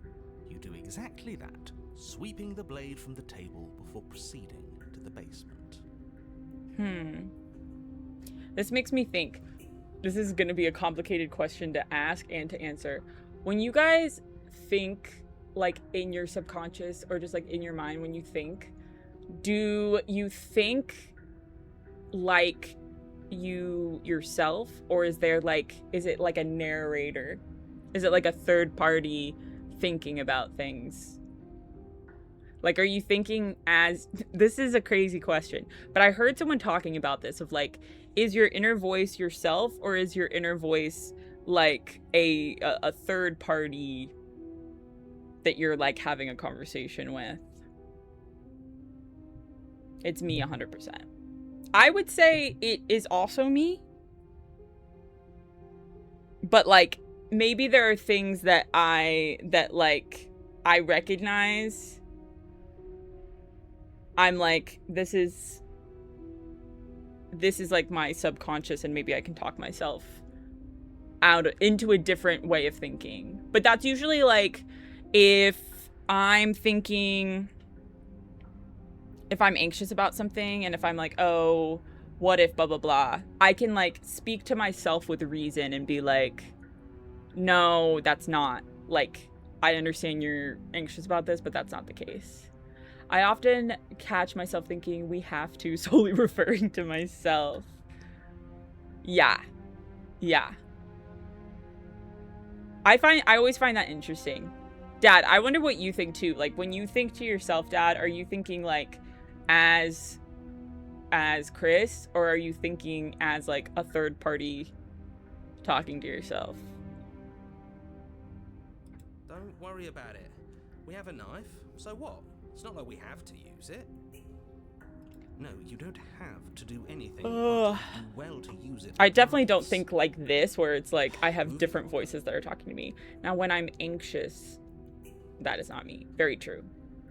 I've heard people naming their anxious thoughts so that they can talk to their anxious thoughts, like, separate from them. Like saying, okay, Susan, I understand that you feel this way, but this is not the case. The door to the basement creaks open, revealing an old stone staircase. A few sputtering torches attempt to vaguely illuminate your path, dancing across glimmering patches of slimy moss on the stone steps. If the princess lives here, Your anxiety monster. Be doing her a favor. It's just another voice in my head. He has an English accent. So your voice in your head isn't you. It's like a English butler. Don't let that hoe drive the buh. Yeah, don't let that hoe drive the buh. Her voice, harsh but controlled, carries up the stairs. Is that a visitor I hear? Please, come downstairs. It's been a while since I've had company. Ooh. This is a fun feature that I didn't notice before. Okay, so prior to us grabbing the blade, we just had like a little finger was the pointer.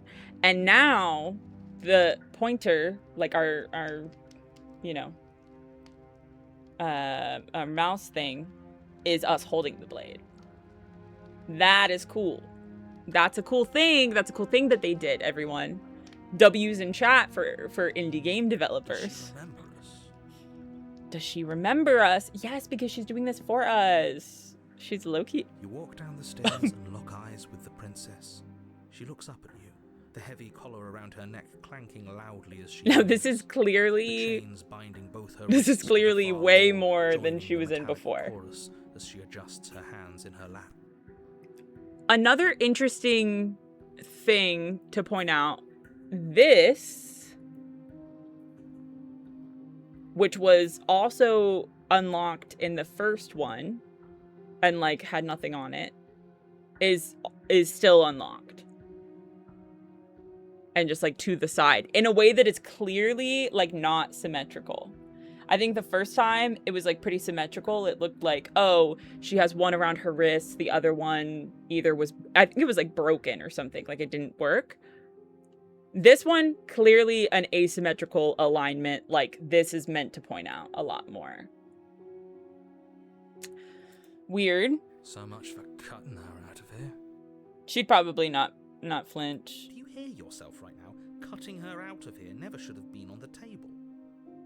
Have you noticed the empty chain on the wall? Odd that in a place where everything seems to serve a Junie is sitting distinct her little purpose, head under my there will be chin. something so She says hi. obviously Hi, useless. Junie B. Okay, seems to or be something so... Oh, do you notice that empty chain on the wall? Odd that in a place where everything seems to serve a distinct purpose, there'd be something so obviously useless. Okay, so, basically, I'm one step ahead. I'm one step It was ahead. there last time too, wasn't it? I love when I do that. I love when I do that. It was. What an interesting development. Why don't you have a seat? The two of us should chat before you bury that thing in my heart. Okay, I'm not sure I need to do much of anything. How do you see how locked up she is? I'm just going to leave her here. Sit with her. Sit with her, obviously. You step towards the princess, but she stops you before you get too close, holding up one shackled hand. No, Finny. No, Finny, baby. There's fine. I'd prefer we keep some distance until we've sorted this out. She seems a lot more like... That's reasonable. Hey, it's You okay, do have a baby. weapon. Might as well put her at ease. Like, she seems... The other one, she was kind of like a little flippant. This one, she seems a little bit more like... I don't know. Poised.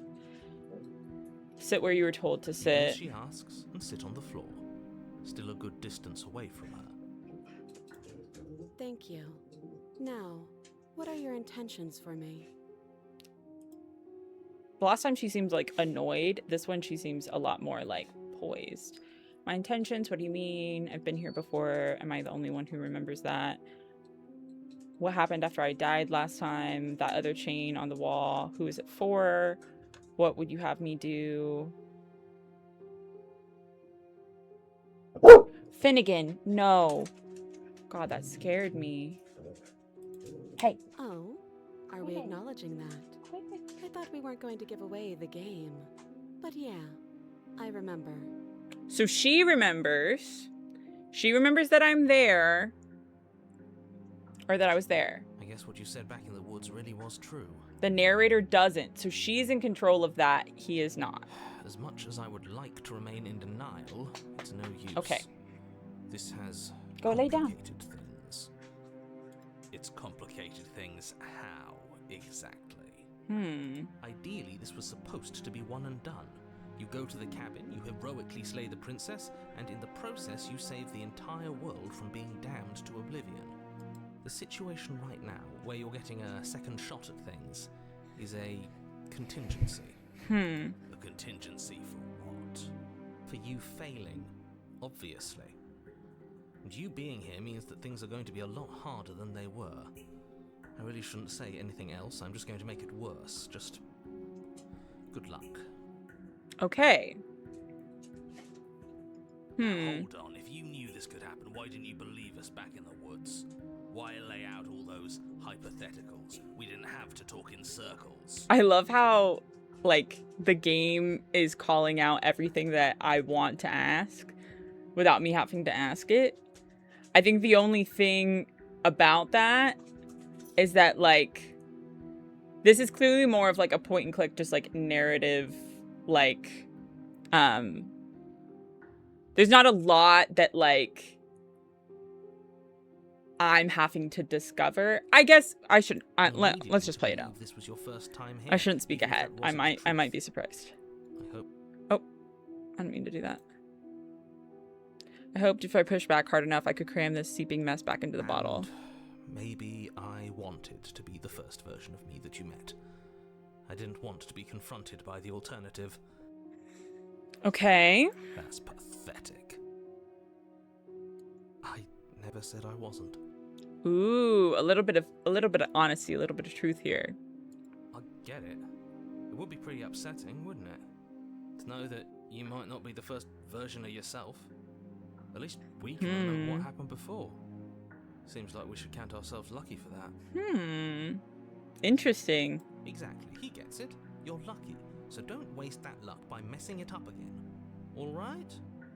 All right. Moving on.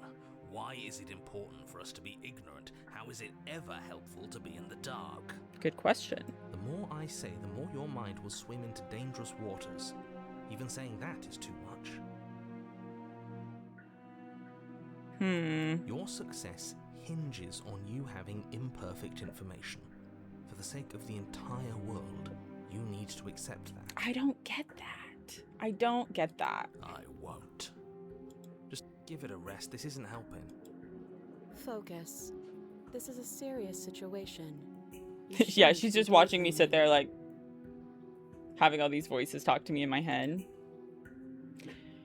Okay. You were asking about my intentions earlier. What did you mean by that? What happened after I died last time? That other chain on the wall, who's it for? What would you have me do? Let's do this one first. Nothing happened. You died. I went upstairs. I couldn't leave. I found myself in a new place in chains again. More of them. So is she controlling this scenario? Is the narrator? And now you're back. Is that really all she knows? It's not like we have much of a clue about how things work.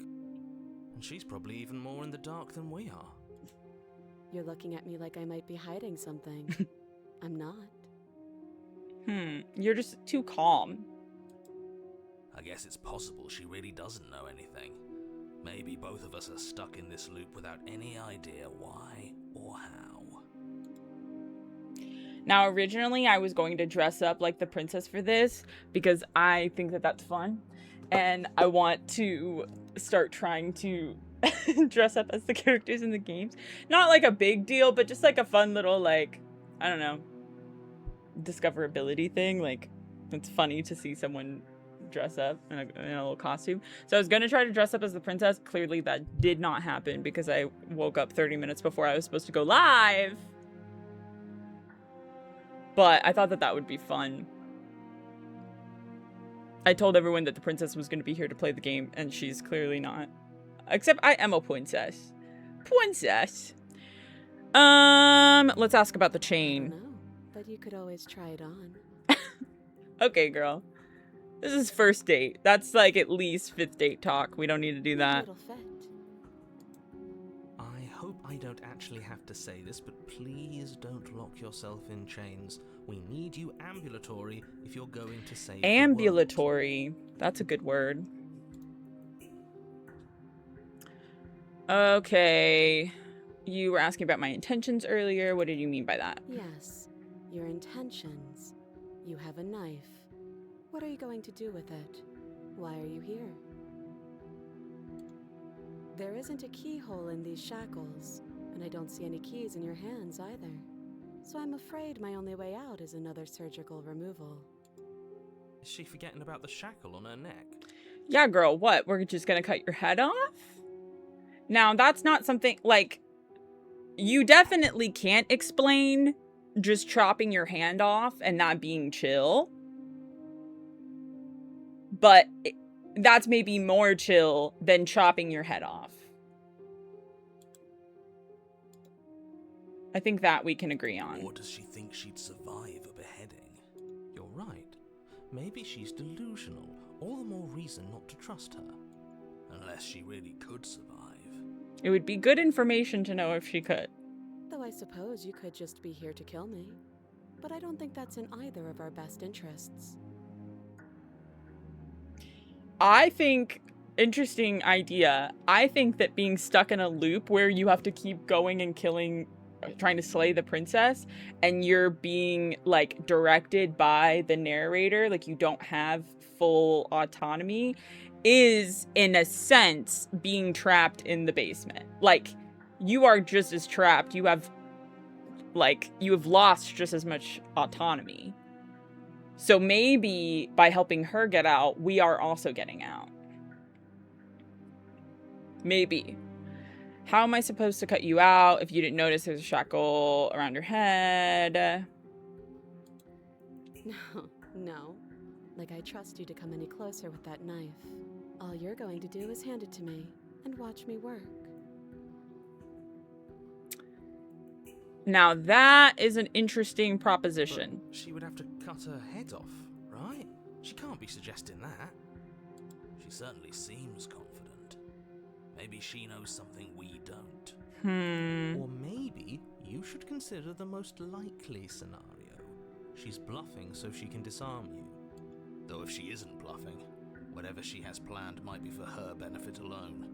There's no guarantee that what's good for her is good I for find us. it interesting that Skeptic is, like, obviously skeptical of everyone. Like, he's just as skeptical of narrator as he is of the princess in a way that almost presents itself as just, like, pure anxiety. Like, there is no winning in that scenario.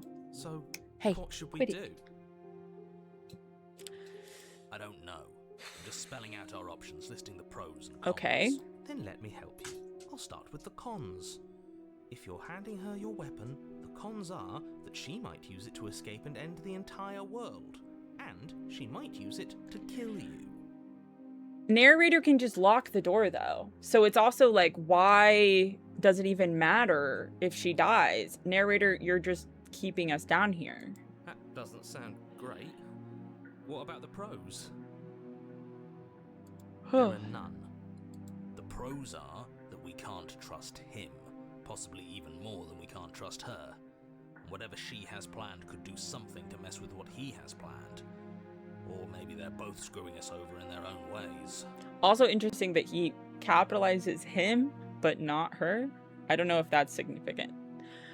I'm not giving you the weapon. You realize I have as much reason to distrust you as you have to distrust me. I'm not giving you a weapon in case you've forgotten you killed me with it last time.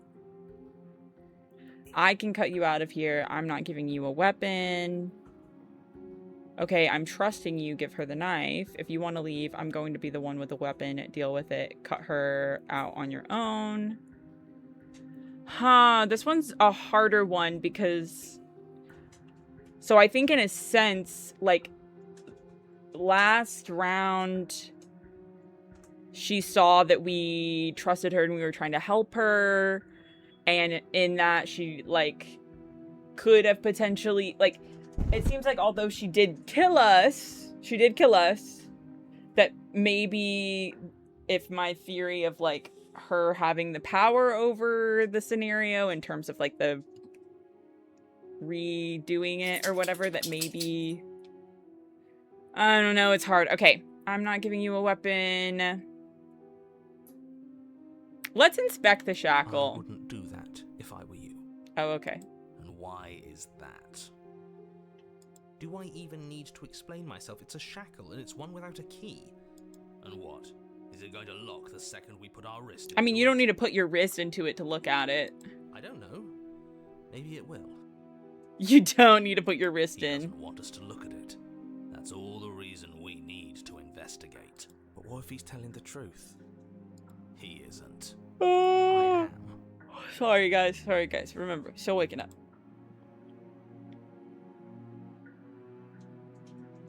Do we inspect the shackle? I think we do. Against your better judgment, you approach Why not? the chain dangling from the far wall. The princess watches you with faux disinterest as you inspect it, though she can't fully hide her curiosity. I don't want to say what I'm supposed to say next. What is that supposed to mean? It sounds bad. Is it bad? Yes. It's bad. Come out and say it then. You're just wasting time. Fine. As you hoist the shackle, its heft shifts within your grasp, as if pulled by some odd magnetism. Before you can so much as blink, it practically leaps from your hands, snapping around your neck. And, as if your situation weren't bad enough, the same magnetism repels your blade, which is flung from your hand and sent skittering across the floor of the basement. Excuse me? Womp. Yes? Are we stuck here now?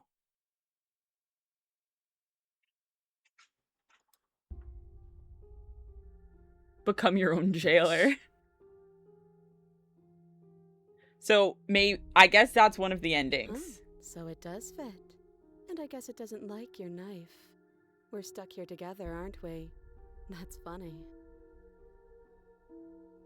She's funny. I like What are we her. supposed to do now? I like how nonchalant she is. Can't even cut ourselves out. Guess we'll starve. That's horrible. It's not all bad. We learned a valuable piece of information. Not to touch things we're specifically told not to touch. No, that there's something special about this loose chain. It's clearly important.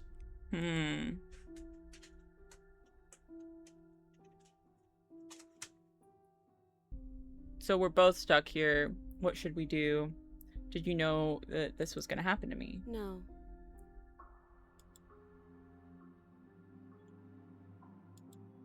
Wait, I guess. Maybe something else will happen. Maybe not. Oh, I keep accidentally clicking the other button.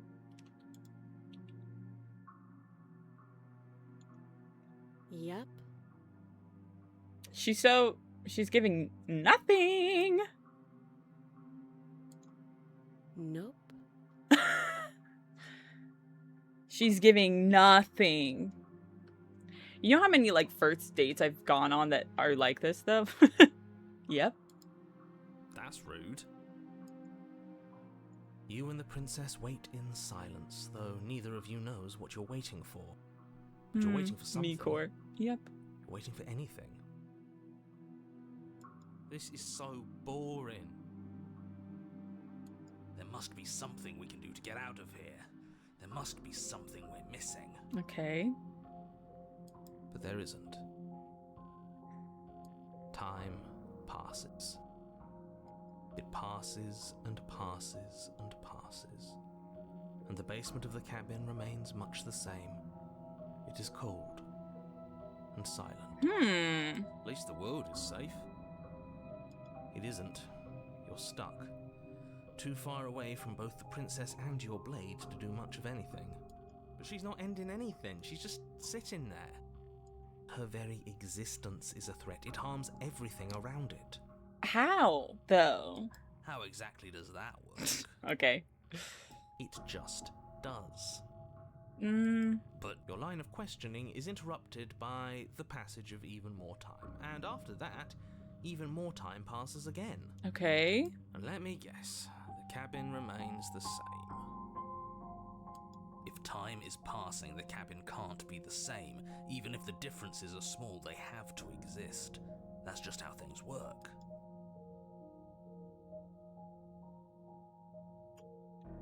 I suppose you're correct. Things are changing. The differences are small at first, a bit of weathering here, a bit of erosion there. But then they get larger and larger. Okay, but for weathering and erosion to exist, like, aren't we starving? Have you noticed the basement changing? I don't like small talk. Oh, okay. Remember? Okay, I'll just shut the fuck up. Never mind. Still rude.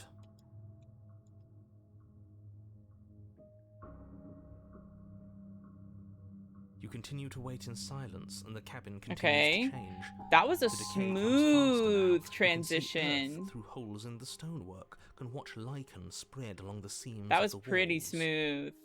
You almost like couldn't tell that it was happening if you blinked. That doesn't make sense. Has our entire concept of time changed? What happened to starving? We should have died by now if the rocks around us are starting to erode. She hasn't starved. I guess she hasn't.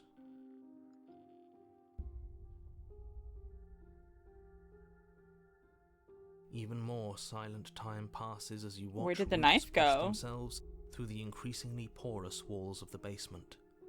Dirt seeps inside, flowing across the stone floor like a liquid, covering the ground and threatening to swallow you both. Time continues to pass, and pass, and pass, until suddenly there are no walls. And then And then... And? I think he's gone. Would you look at that? We made it out of the cabin, and nothing bad had to happen to either of us. So this is the outside world. It's cold.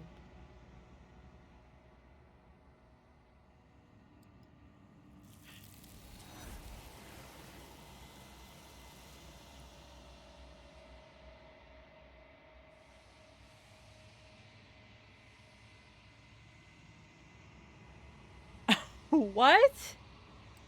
She's gone. Where did she go? Should we try and find her?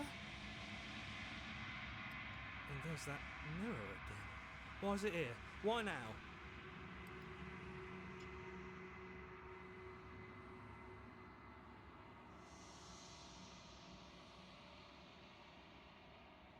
There's something dreadful about it. You're right. Part of me wants the truth, but something stronger is holding me. What? What is happening? Fear. The narrator... Does that Does mean the that world mean ended? The world ended? Okay. It must have. Do any of us know what the world ending is supposed to look like? I guess not. If there's even a her to find anymore. You're right. She's gone. It's just us and that awful thing. Okay, we're approaching the mirror. I'm begging you, don't do this.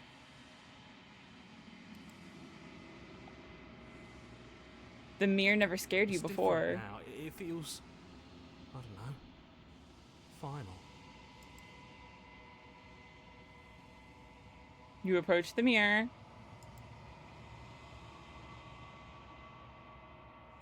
Oh, okay. The voices are gone. The voices are gone.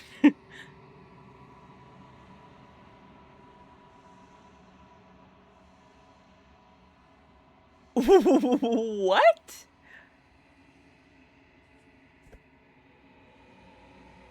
Hold up a second. I'm sitting up. I'm sitting up in my chair. I look like my sleep paralysis demon. What?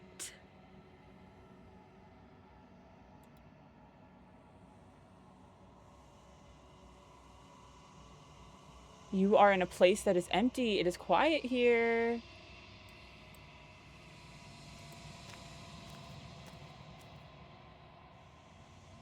You are at the cabin.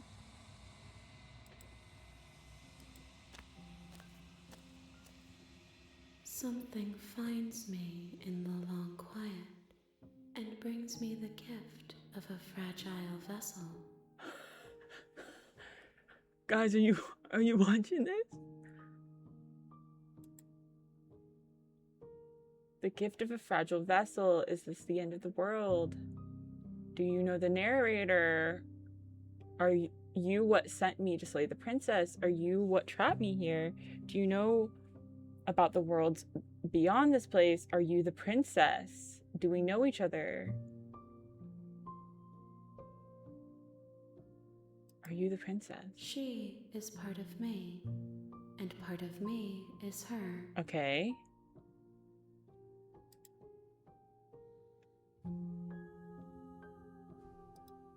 You speak in circles. Does it matter where one thing begins and another ends?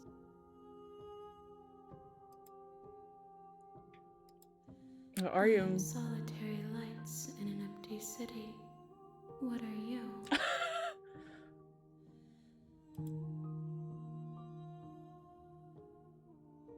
I don't know what I am. I don't know what I am.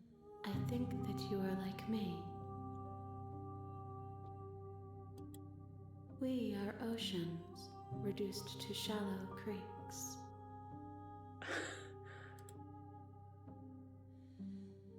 The gift of a fragile vessel. Yes, nerves and fibers to feel the worlds beyond, perspectives to make my own. This one is determined, but also cautious. One that would rather let the world move around her than move it herself. She will make for a patient heart. Do not mourn her. She is exactly where she needs to be.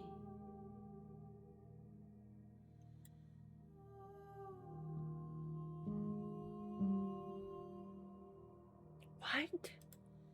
You are the only thing I have ever known. The space we're in is vacant. Nothing comes here but us.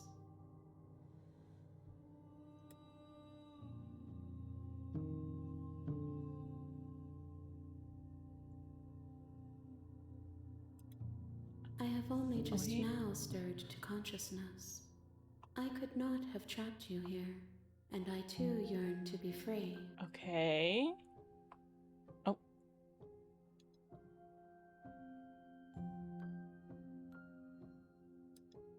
How can the world have ended if we are talking? I don't know. I know only that they are. Okay. You are familiar, but you are not me. I feel sadness, longing, Ooh. hope as I witness you.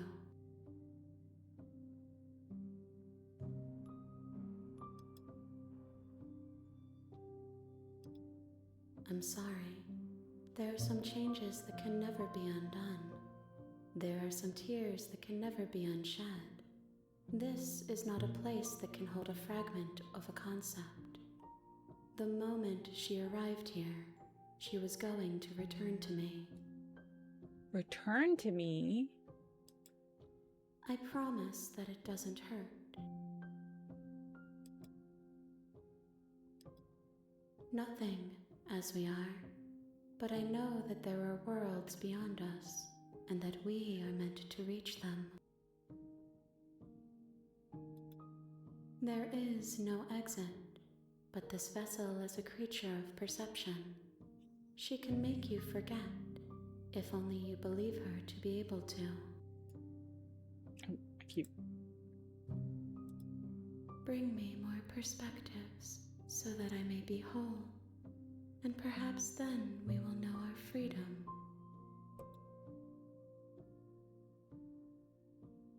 So... What? Oh my gosh. Okay. So we have to keep going to bring her basically like the different perspectives of like what could happen. There's this is so good. This is so interesting.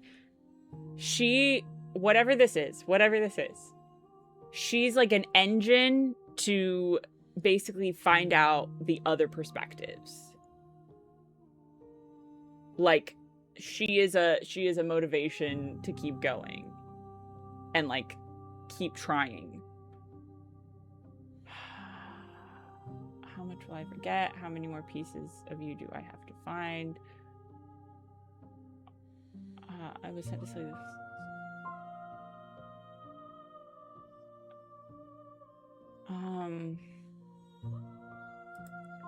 More than you have found, but less than there are to find. Okay. I am infinite. The rest will find their own way home.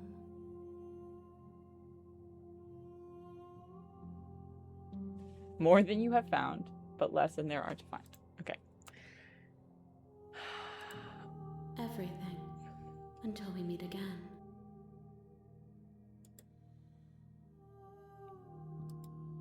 I have not lived. I am not afraid to die. This is so crazy. Then we will be here forever, as we are now. Unfinished, dry, hollow. You ask of things that cannot be done. To destroy is merely to reshape, to remold. This is so cool. What? How can I know? I am flickers in something sprawling and unilluminated.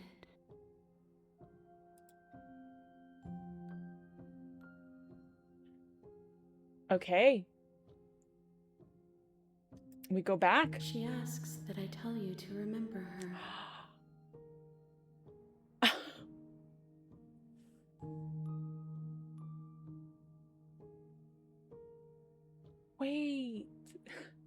That's so... You won't.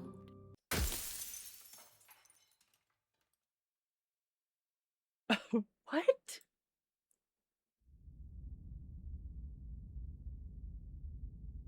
Bring the prisoner to her. You're on a path in the woods, and at the end of that path is The a real cabin. Slay the Princess starts here. And in the basement of that cabin is a princess.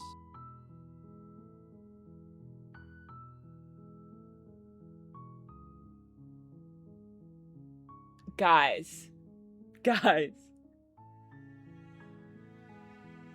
Guys. You're here to slay her.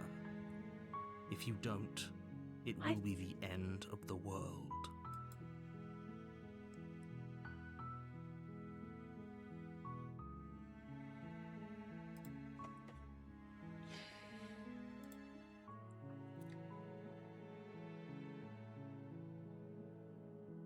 I'm like flabbergasted.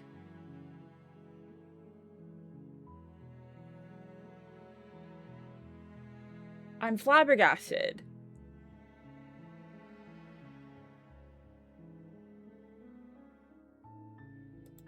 Let's just... You make your way up the short path to the cabin. You'll find the princess within. We're not going to go through with this, right? She's a princess. We're supposed to save Have princesses, have not any slay of them. you seen any like parts of this or any like anything about the game? Ignore him. He doesn't know what he's talking about.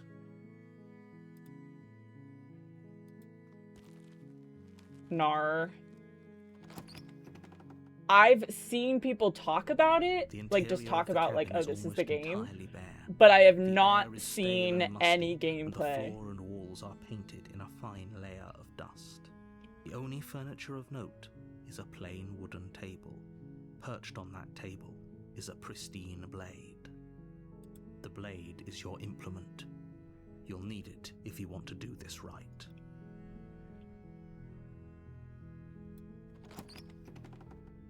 We didn't take the blade. The door to the basement creaks open, revealing a staircase faintly illuminated by an unseen light in the room below. I'm still This playing is this an just because I oppressive want you guys. place. I know The air you feels guys haven't heavy seen and all the damp, parts of it. a hint of rot filtering. I'll start from the tabbing through ancient later. wood. If the princess really lives here, slaying her is probably doing her a favor.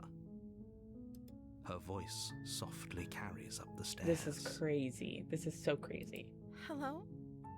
Is someone there? Wait, wait. It's hypnotizing. It's the kind of voice you only have to hear once to remember it for the rest of your life. Guys, Don't let it fool you.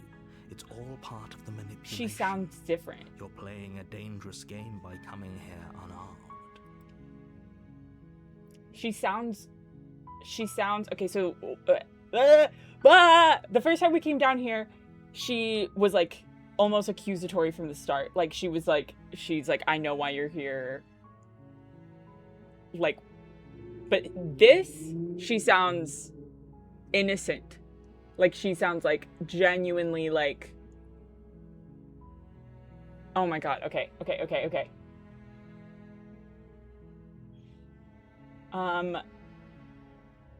I'm here to How save many you. times do I have to tell you how dangerous letting her out of here would be? Wait, really? You're here to rescue me? I was starting to think I'd be stuck down here forever. This is different. This is different. She's Come so different. downstairs. I want to see the face of my rescuer. You walk down the stairs and lock eyes with the princess. There's a heavy chain around her wrist, binding her to the far wall of the basement. She's beautiful. How could someone like this be a threat to Remember anyone? that the voices, like, obviously we, as the player, we remember things, right? The voices, the other characters do not remember. I am begging you to stay focused. There's a lot riding on you here. Hi. I can't believe you're here. I've been waiting for something like this to happen forever. I hope you brought something to deal with these chains. Don't do it. If If she gets out of those chains, we're all one step closer to the end. I was like, okay, I'm not gonna lie to you guys. I was low-key crashing a little bit. Like, I was getting kind of sleepy. I'm awake. I'm sat. I'm awake and I'm sat. Okay. You're only making this more difficult. We are just trying to get her out Thank you. as much as possible. We're Thank being as, you. like, nice as possible in this one. You're making a huge mistake. No, you're doing the right thing.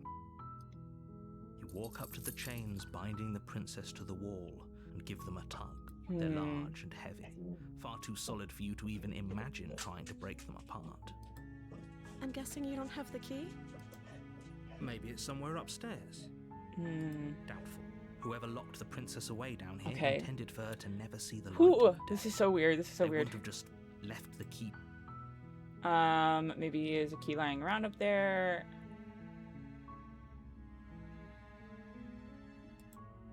Maybe there's some way to break the chains? Yeah.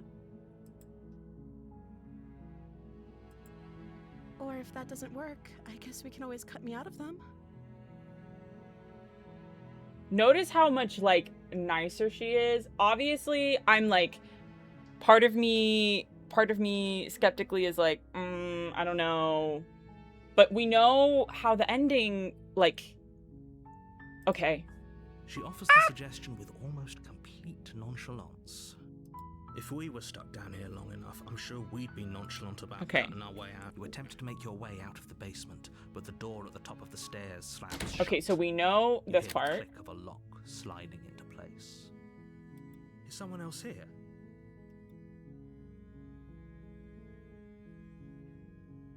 Your shouts and plea. I'll repeat myself once again. You're here to slay But we don't even have the knife. princess, and you won't leave until the task We don't is even have the done. knife, so how exactly are we supposed to do that? You make your way to the bottom of the stairs. This would have been so much easier if you'd just taken the blade like you were supposed to. Easier for whom? Easier for everyone. Look at the mess you're in. I heard the door slam. They locked you down here too, didn't they? Okay. There's a slight panic rising in the princess's voice. If I could just get out of these chains, I know we could force our way out of here together. She barely hesitates before raising her arm to her mouth, her teeth tearing through her limb with the determination of a trapped wolf.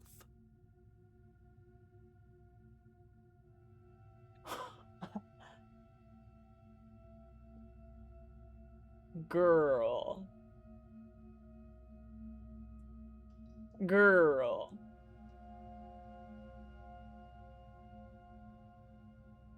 Now, girl, I know we're... Girl.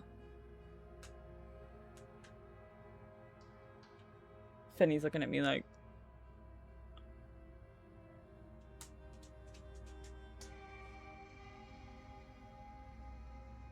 As she rips her flesh from her bone, a sound comes from behind you, the clang of bouncing metal. It's the blade from upstairs. You're not sure how it made its way down here, but if there's a time to strike, it's now. Right. Or you could use it to free her. You won't like what happens if you do that. Now all we can do is save the princess. Fine. Okay. Against your better judgment, you The blood place around her blade mouth against is the crazy. ragged, I mean, she will just self-inflicted bleed wound out on with the what she princess's did. arm, I just mean, above but the same with the unyielding blade, chain though, binding right? her to this place. You cut into her flesh. The blade is sharp, and it takes little effort to crack through the bone of her arm. Her just chewing into it, though, crazy. Her limb falls to the ground, and the heavy chains follow suit. She didn't so much as utter a sound through the whole ordeal. No, she didn't. She smiles softly as her gaze meets yours, blood from her wounded arm dripping rhythmically to the ground. This is How crazy. is she still smiling after everything? It's like she isn't even bothered by what just happened. Remember, guys, this is a love story. Thank you. Now let's get out of here. Oh, and the blade has blood on it. You guys see? That's so cool. Okay, approach the locked door. No, we won't have any of that. The stakes are too high. You can't Okay. just let. As the princess approaches the bottom stair, your body steps forward and raises the blade. Wait, this isn't fair. You can't just do that. All right, so these are parts that we know, so I'm kind of skipping through them just because Watch we know them. What are you doing? Warn her. Stop that. Something's come over you, hasn't it? You know you don't have to do this, right? Your body lunges forward, the blade held low, ready to sink into her heart. But the princess dodges, stumbling back against the wall before the blade has a chance to connect. Stop it. Stop trying to resist me. I'm trying to get you out of here alive. We're The resisting. blade. Move the blade. No, sir. Nothing. As your body remains frozen in stubborn resistance, the princess takes a cautious step forward. We both know this isn't you. She nervously reaches towards you and takes the blade from your infuriatingly rigid hands. Okay, is she gonna kill us? What are you doing? Or is she just gonna throw the blade? I'm sorry. I'll try to be quick. She's gonna kill us. She plunges it into your chest, tearing through flesh and sinew. It is agony. But you aren't dead yet. Oh no, I'm so sorry. Stay strong.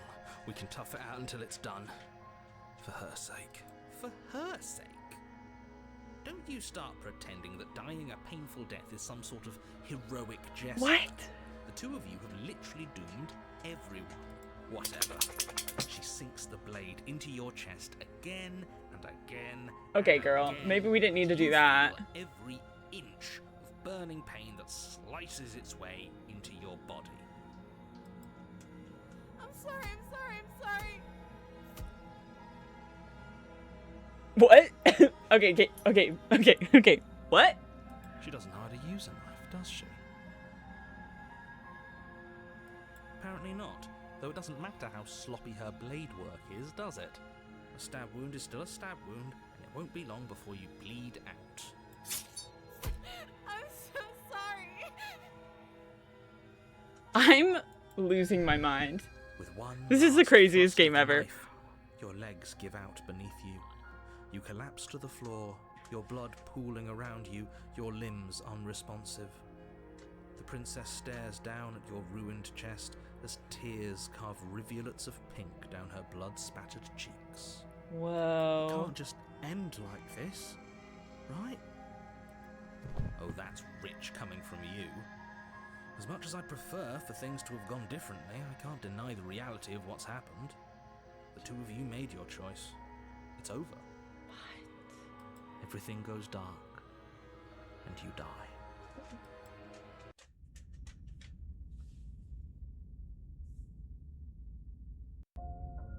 You're on a path in the woods, and at the end of that path is a cabin. And in the basement of that cabin is a princess. Okay, save for a second.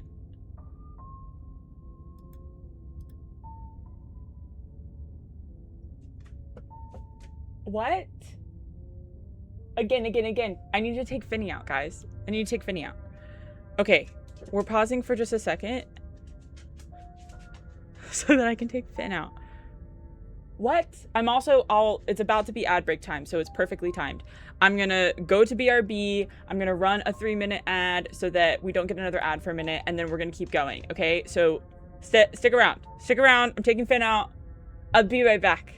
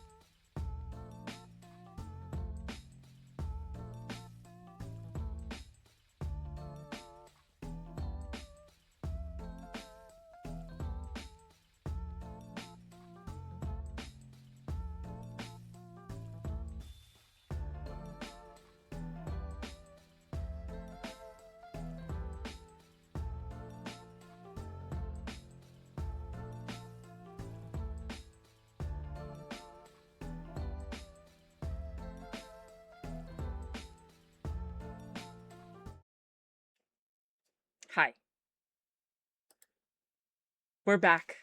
We're back, but I stopped for a minute because I wanted to get some food. Because, again, remember, I did not eat, and now it's getting to the point where I'm tired. So, I have slop bowl. Way back when I first started streaming again after a pretty long hiatus, we had a whole conversation about slop bowls and how slop bowls are basically just like lots of ingredients in a bowl. It is not like, don't think like pasta is a slop bowl. Don't think of chili as a slop bowl. Those are like predetermined kind of like, this is what this is, right? Now, Chipotle, that's a slop bowl because yes, it's kind of just like a burrito bowl kind of vibe, but it's also like it's more just like a combination of a bunch of different ingredients. It's not like a predetermined like this is the recipe, right? That's a slop bowl. I used to make this like bean mixture, which you could think, oh, that's chili. Nope. It was just whatever I wanted in my pantry thrown together. That's a slop bowl. Now, this is kind of a slop bowl, but it's also a recipe that my mom used to make a lot when I was a kid. Think of like pasta salad. Think of tuna fish salad. Think of egg salad. Think if they all were together. Sound appealing? It was like my mom would do like shells, usually pasta, and boiled eggs and tuna with like mayo and stuff. And we ate that a lot, especially like during the summer. I feel like it was a summer dish and I've been craving it. I added to it because I put veggies in it. Tuna macaroni salad. Yes, my dad is familiar, obviously. I'm sure he has not had my mom's tuna macaroni salad in many years. They've been divorced for a very long time. But he has definitely had that meal. I have not made it or had it since I was like a kid, living in my mom's house.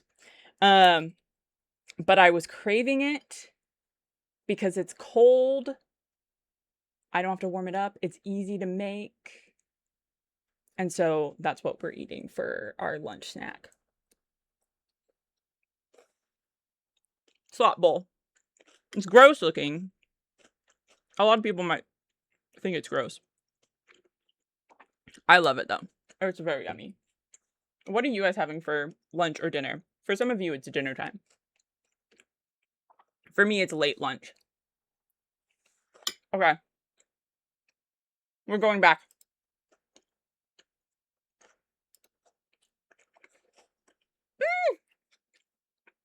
My mom used to make it too. It would be drier than a popcorn fart on the next day. Nice.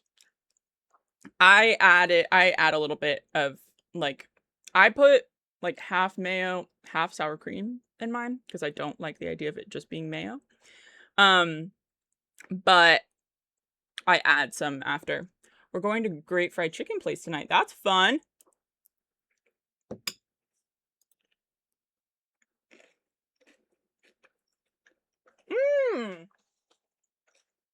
And a bar that looks like Linda's. If all of you will be unfamiliar other than Liz. Liz and I used to live next to or close to a like cowboy bar called Linda's that we would go to a bit. Bailey, probably a lot of snacks. Murder mystery party tonight. That's so fun. I low-key have always wanted to go to like a murder mystery kind of party. I think that that's really fun. Okay, we have a little bit more of stream in us. We'll probably not finish this game today. I thought that we were, but I think that we'll make it a two-parter just because, yeah, just because I there's a lot to take in here.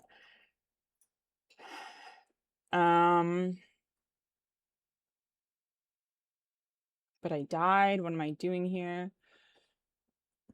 Let's just... Ooh, should we turn around and leave? No, we're just going to proceed to the cabin.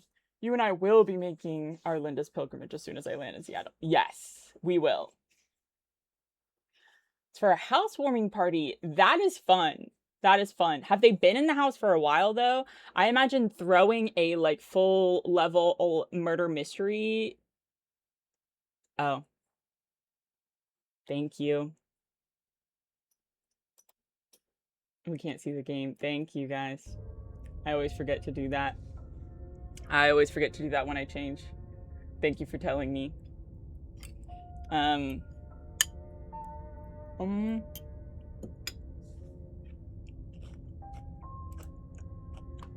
She will lie, she will cheat, and she will do everything in her power to stop you from slaying her.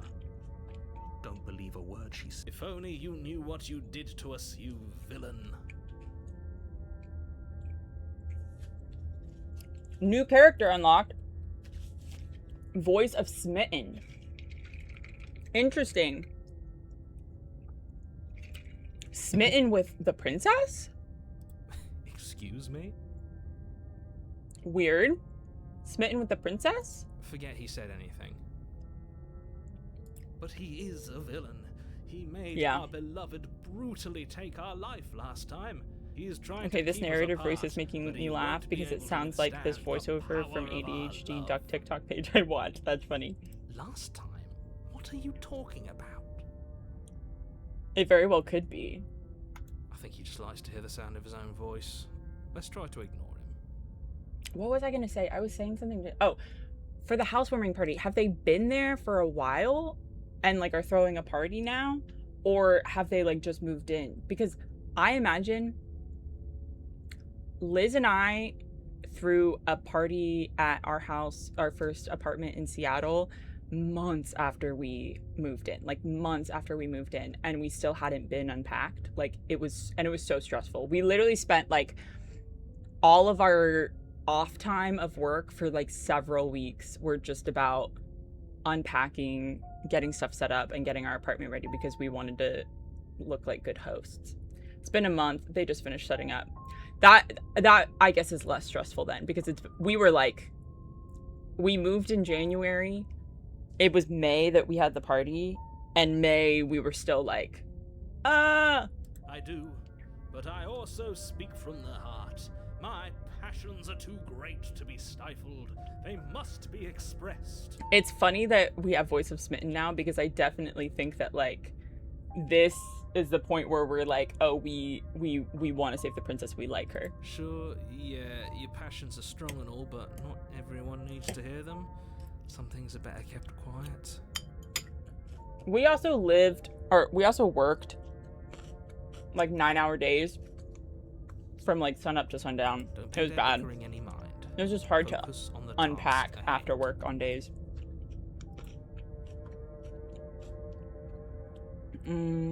Proceeding to the cabin.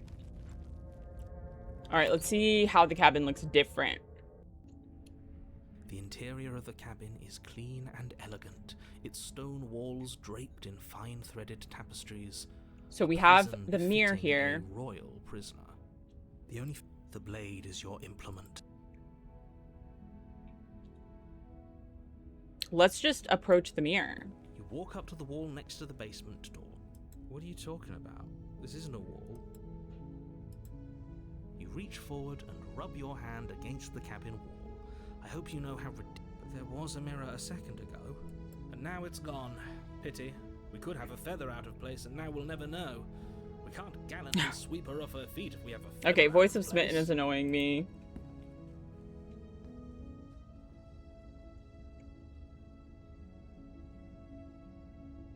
So he's not going to let us into the basement unless we take the blade.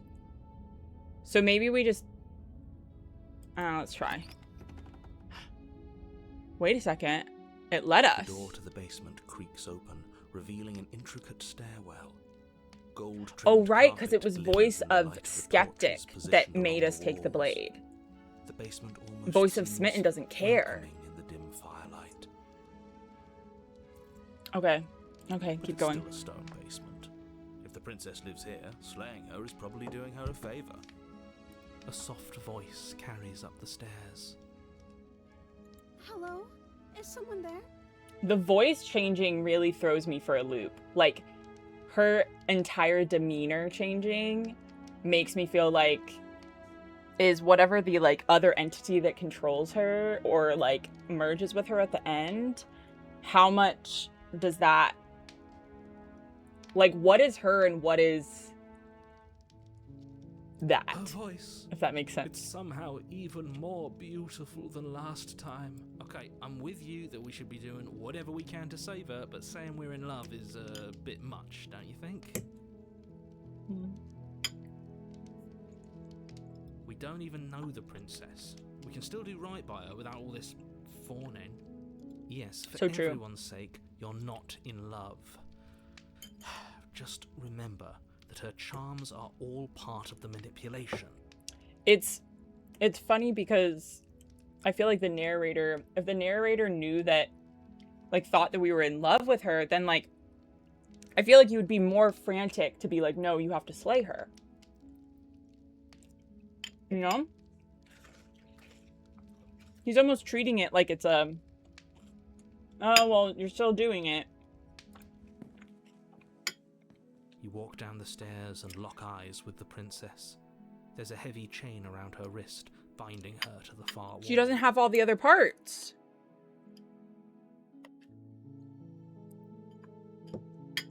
And look, and this doesn't have a shackle. My love, we're here to rescue you from your unjust and foul imprisonment. You know she can't hear you, right? She may not be able to hear my words, but This is surely so... she can I hear agree with you, my Bailey. This is spirit. so Oh, interesting. Your spirit's plenty loud, all right.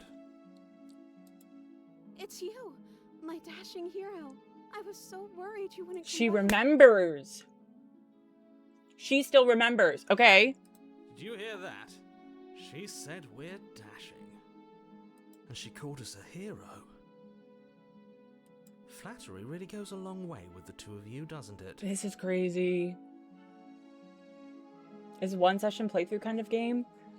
I think I was just saying, I think that we're probably gonna like play through this like loop, because it seems like it's like the 2 chapters and then we play through the loop, and then we'll save and pause and pick up again tomorrow, because I thought that it was going to be one session. I definitely think it's more. And we were talking, we were chatting, we took up some time, but I don't want to power through it. I kind of want to let it sit for a minute. Waiting for you to come back? You've been here before, That's right, villain. And you killed us. Well, she killed us. Technically. Only because he made us try and kill her. It was self-defense. Our beloved's hands remain unstained by cruelty. Okay, Smitten is And you've making me died mad. before. So I the do think entire that, like, world's been normally, damned if to you have, oblivion. like, several hours, you I'd probably really could hoped play I'd through be it the in one first, sitting. but what's done is done. What matters is you have a chance to do it right this time. We damned a whole world. But everything But reset. everything reset. Hmm. Nothing resets. You're just somewhere else. You can't keep hopping between worlds forever. Especially not without leaving a trail of incomprehensible devastation behind you. Wait. This is horrible. Wait a second. So he's also aware of, like... Hold up. So there's multiple different worlds. He's aware that we're hopping around. And he's like, yeah, if you keep doing this, you're basically creating, like, all these different fractures. Hmm. Hmm.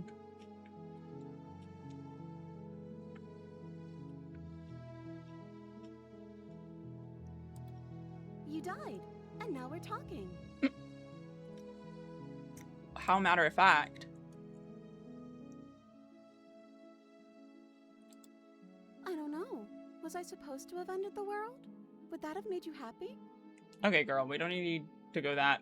Isn't that just like our darling princess? She wants to make us happy. I don't My like that. heart melts further with every word that passes through her beautiful lips. Are you listening to her? That's a confession.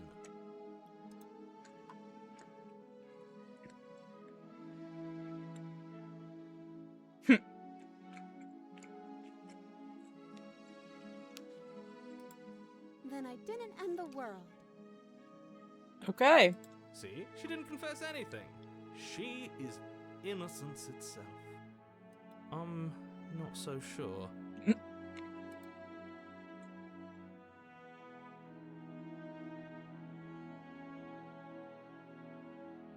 another version of me was pushed to such drastic action, it was for good reason. That's okay. You were just doing your best, and that's all that matters. She's positive in a way that feels obviously too much like pandering, and I'm suspicious. She took that in stride. To a surprising extent. An almost unsettling extent, actually. Exactly. That's because she's perfect. No. Do you think she has someone like him telling her what to do? She doesn't. There's no one else like me. I think he's right. That's an Because interesting. I like it better if she doesn't have some. That's an horrid interesting little voice like perspective. him, always trying to drive her to violence.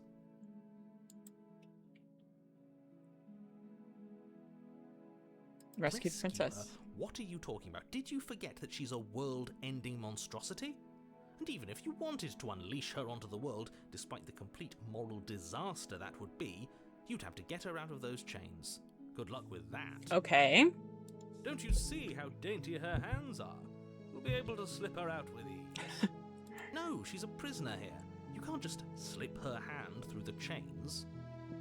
If her hand could just slip out of the I chains, find it why interesting hasn't that she this done it chain we can't hook ourselves to because it doesn't have the latch like it did last time.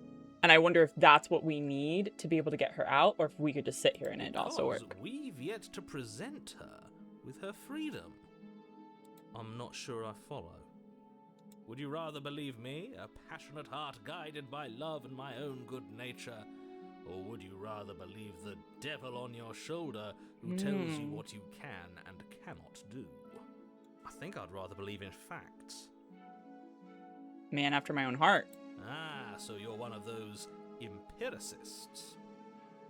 One of us has to be. Then let me show you a brand new truth. Narrator, we courageously step forward and free our beloved from her bindings. No, I can't let you do that. If you take another step towards the princess, you'll what? Take over our body and force us to try and kill her? I would if you had a weapon. Not on my watch, villain. My passions contain titanic depths, and if you try anything that might harm our dearest, I will end our life without a I second love the thought. way that the different like voices of blah blah blah like have an impact on our choices and our actions. Like again, we didn't bring the weapon because we were voice of smitten and not voice of skeptic. And now voice of smitten is like, I'll just kill myself if you try to make me kill her. You wouldn't. I would. I'd listen to him if I were you. He has a lot of strong feelings. And doesn't the world end if we don't stop her? You approach the princess and gingerly slide her hand from her bindings. That shouldn't have worked. I'll be damned. We're doomed. I can't believe it. But I guess I have to. I told you, there's no life more worth living than that of a true believer. Okay. I'm free, and you're not trying to kill me this time. Thank you. Thank you so much. The princess jumps up and smothers you in a joyful embrace. Ugh.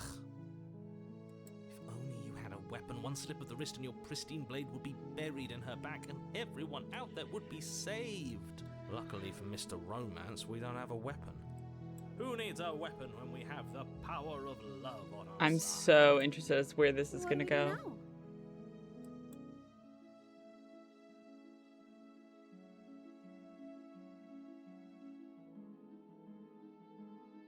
Let me guess. End the spoken with the rank cynicism of someone who has never felt love. What does she in want his to do? heart. I don't actually know. Nobody's ever asked me what I wanted before. True. She doesn't even know what she wants. You may have had her all wrong. What if this whole thing is just a misunderstanding? What if she doesn't want to end the world? You're so gullible. Is the only thing you've ever doubted the actual truth? I think I want to leave. And I think... The princess closes her eyes in deep reflection.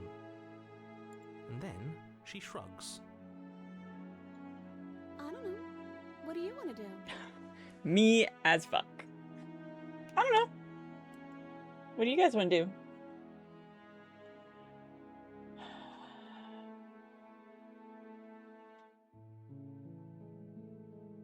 If you want to leave, then let's leave. I like that. I like that that just like leaves it open. We say, this is what you want to do, let's do it. Sounds perfect.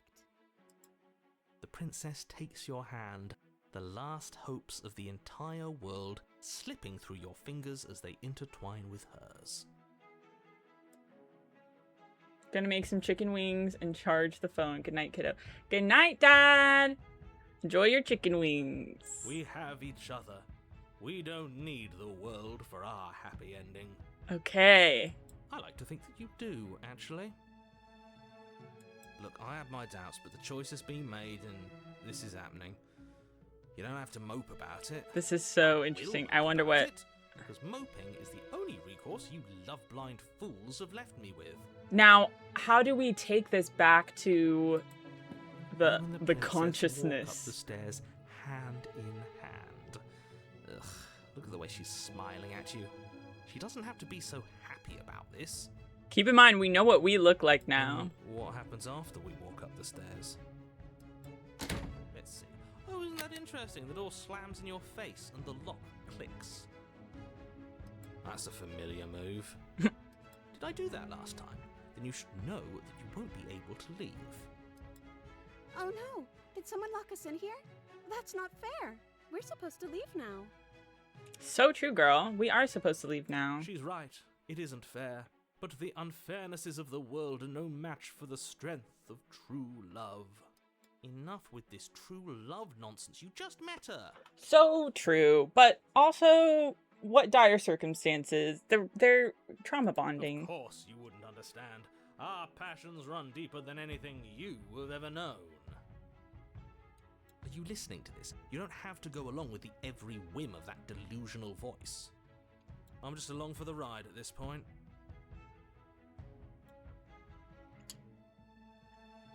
We can open it if we try together. I think I've got this. Open it by yourself. But why? Let's open it together. Okay. Yeah, let's do it. Like a pair of teenagers in love, you and the princess place your hands on the door. Together. Together. And the lock clicks and the door creaks open. Are you kidding? I love that. I told you our love was insurmountable. You and the princess make your way upstairs and the blade. That's right. There's still a chance for you to do the right No. thing. You're enjoying this, aren't you? You're taking every opportunity you can to draw out the end of the world and make me suffer. I hate you. That's okay. I got my baddie. You know, if her walking out that door is really going to end the world, can't we all just stay here? Seems like an easy win for everyone. That's fair. Easy win. That's not how this works. Yes, what he said. That's not how this works. Obviously, we have to leave with her. It's our happy ending. Okay. All we need to be happy is each other. What if we just stayed here and built a little life together? Stop it with these interruptions. I already made up my mind. We're leaving. Just ignore them. On one hand, she said she wants to leave. If Poincess wants to leave, Poincess gets to leave. But also, we could just say we want to be here. I just don't want us going like, oh, we're leaving, to end up us like taking the knife and killing her. What a romantic suggestion. We're gonna suggest that All right. just because we already have We Smitten don't with need us. The world. All we need is each other. We'll see what she says. That's exactly what I just suggested. Was it not romantic when I suggested it? Did you suggest that? I wasn't listening. You answered me. But the door's right there. We can just leave. Baby girl, say less. Wait. Why would she say that? Was she not wooed by our proclamation of love? She's not wooed by you because Staying here and building a life together isn't a seduction. It isn't anything. It's a non-answer. Trust me, it'll be better for both of us. You're right, we're leaving. Okay. Whatever she says. Whatever she says she can have. If Poincess wants to weave, Poincess, we're gonna weave. Just like you wanted. Yes, I suppose you are going to do that, aren't you? You cross the room, opening the door to the cabin. And then you step outside. Love will set you free! A happy ending at last. Guys, I don't like the sound of that. Poincess, are you ending the world again? We did it. What should we do now? Poincess, are you gonna end the world again? Where did everything go? Where did he go? Oh, is he gone? I hadn't noticed. I was too busy staring deep into Poincess, are we ending the world again? I'm cold. Is being happy supposed to be so cold? She's cold. Quick, our feathers. Pluck them all and weave her a coat worthy of a princess. Our feathers? So we have feathers.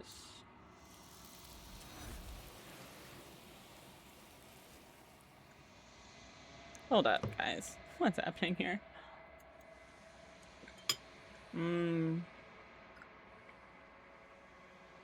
It's time for you to leave. She's gone. Where did she go? Memory returns. Okay, so Try now... and find her? And is that...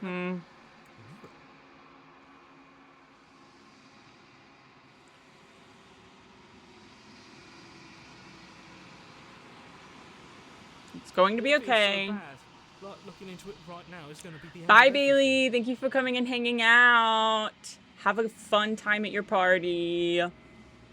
Yes. I fear that we won't like what we'll see. What if we just sit here and preen for a while? That can't hurt. It's not the end. Whatever's on the other side is going to be nice. It's the end for you, but not for me. I'll see you on the other side. It's going to be okay. Okay. If you say so. We'll trust you. Yeah. You have no choice. Have no choice but to trust me. She'll be there waiting for us.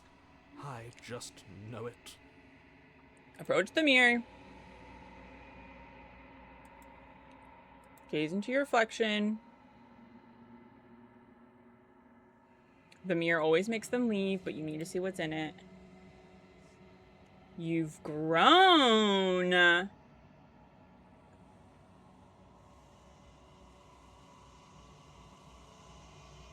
Is that exactly how we looked before? Or are we bigger? Or like more detailed? I feel like that's exactly what we looked like before. Are we like an angel? A bird? It looks like we're probably an angel in the sense of, I don't know. Let's see. Now let's go talk to the princess. Flickering lights and empty cityscapes become pockets of vitality and movement. I am more than I was I before. am more than I was before. Yeah, that's what I was thinking. Like, it's like a biblical looking angel. Because angels biblically are scary. Whenever you are ready, I will wipe your slate clean once again. Are you the same as you were before? As a child, the same as an infant? I am an unbroken pattern, but every vessel gives fresh perspectives and carves new avenues of expression. I am different, but I am the but same. I am the same. Interesting. What does it feel like to change like this? When all is done, do you know what to do? You know that at the end of this, you're going, no. When I go back, if it's an invisible wall closes around me, why can't I not do the same things I've done before? You have been kinder to me than anyone else I've met. Thank you. You've been kinder to me than anyone else I've met. When are you streaming next? I'm streaming tomorrow. I'm streaming tomorrow around the same time, from like 12 to whenever. So come back tomorrow if you want to see more of this. We're about to wrap up. So once I get through this section, we're going to wrap up and I will update you on what it was next time so that everyone has it. But thank you for hanging out, Lizzie. I'm so excited. This game is like way more just overall than I expected. So I'm super stoked about it. This is so cool. Okay. Enough of all of this pretension. Thanks, Lizzie. You have fun too. How many more vessels do I need to bring you? What do you feel about me? The vessels I've been bringing you, I've hurt them. Enjoy your Saturday. I will hopefully see you tomorrow. I don't want to hurt you, but the more times I go back, the worse I fear things will be. Do you have any thought on this vessel? What do you want me to bring next time? You have been kinder to me than anyone. Why? Okay. What does it feel like to change like this? Close in reflection. Perspectives meld together, and the breadth of my experience stretches to new corners. There are contradictions, conflicts in my nature, and there are familiarities that bind everything together. It feels correct. This is what I need to be. This is the only path forward.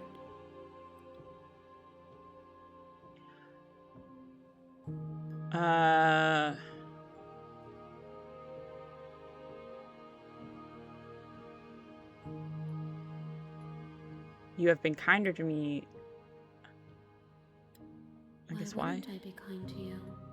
You are the only thing I know that isn't me. That's fair. The only thing I know that isn't me.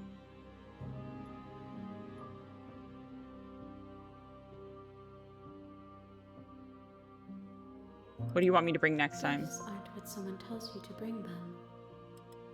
My joy is in seeing what you choose. There are no wrong answers, and every perspective illuminates my shadows and shares new secrets. This is so interesting. Okay.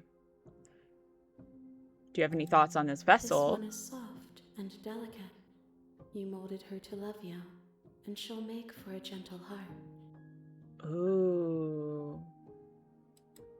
Do not mourn her. She has served her purpose.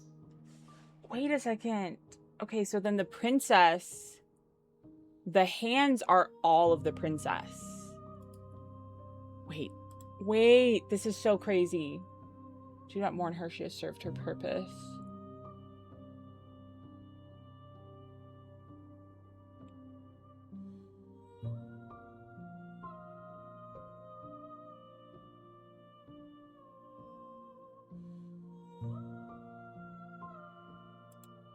My preference is for you to show me what you would like me to see. I cannot know the ways I wish to grow, for I have yet to feel them. It is you who guides me down the thin trail of perspective and memory. Okay. This is I don't want to hurt you, but the more times I go back, the worse I fear things will be. What do you feel about me? These vessels I bring you, I've hurt them. The vessels are shaped by memories of you, but their impulses are drawn to the edge of the long quiet. To them, you are a gate to something more, and any hurt you've caused them is understood as a fair price for freedom. But they are only thoughts and perspectives. They are not me. Okay. The wounds they've suffered carve texture around my heart. Without them, I would be as I was before. I would be alone and without sensation. I could not feel the joy of having you by my side, for I would not know your absence. Whoa.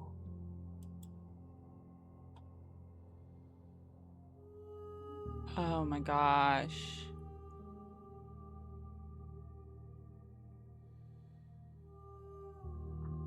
When all is done. With every gift you bring me, I excavate the alleys of what I am meant to be, and every exploration yields new. This is so beautiful. Truths.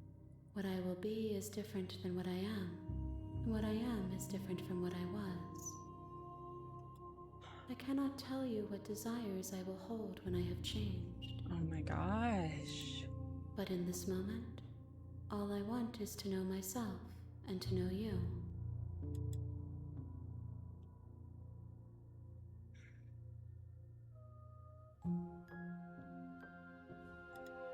If I am to be an ocean, you have nurtured me into a pond. My waters are shallow and murky. Okay. And I yearn for more perspective. You will have your rest in due time, and I am sorry for the burdens I place on you. I love this. I love this so much. Okay. I'm sorry. Words are difficult for me. They never fully leave okay. what I wish to say. Sorry, girl. If you do not like my answers, the vessels you choose to bring me carry far more meaning than anything words could say in the spaces between.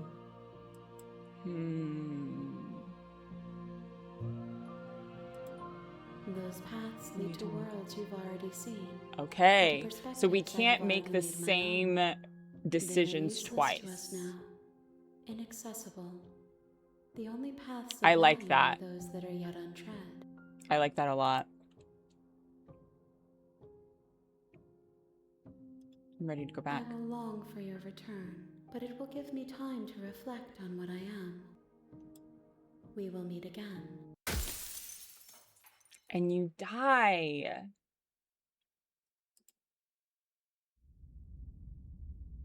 Bring the damsel to her. You're on a path. Okay, let's save. Yes. Yes. Oh my gosh. Oh my gosh, guys. Guys, that game was insane. We're not done with the game. We're not done with the game. Tomorrow, we are playing more of the game. I don't know. I know that there's... Oh my gosh.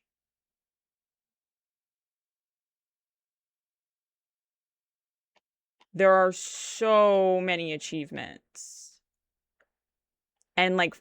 Oh my gosh. There are a bunch of achievements, and then there's like 48 hidden achievements. What? There's no way that we're going to be able to... There's no way that we're going to be able to get all of it, right? But we'll see. We'll see, because I really like this. I really like this. So... What? So we brought her a patient heart and a gentle heart.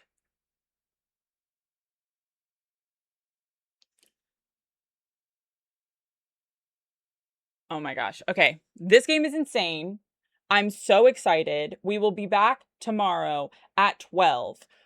We might even go longer than our normal, like, I try to stream for like 3 hours-ish. Normally I start around 3. So we're just doing the 3 hours before I would normally start. Tomorrow, depending on how much I get done today, maybe we will like genuinely do a full 6-hour stream. We'll see. We'll see. I don't want to make any promises, but we'll see. Thank you guys so much for tuning in, hanging out with us. This was crazy. This was crazy. This was so fun. I really liked this game. Again, I don't know how much we'll actually be able to finish it because I don't want to get stuck in this game forever and not be able to move on to the next ones that we have scheduled. We have one scheduled for tomorrow that I will reschedule because I do want to still play that game, but I guarantee we're going to be playing this all day tomorrow. And then maybe on Monday too.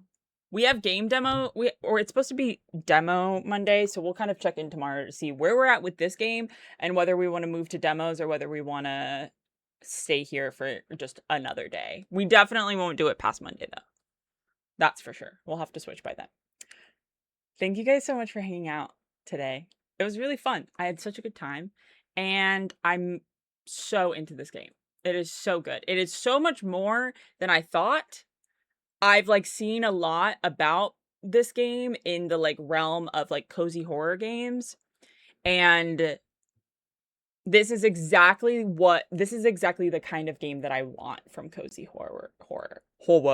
So good. So good. We're going to end stream now. I'll be back here tomorrow. Maybe I'll wake up early enough and we'll actually dress up like the princess. We'll see. We'll see. Thank you guys so much again for hanging out with me. I had such a good time. I'll see you again tomorrow. Bye!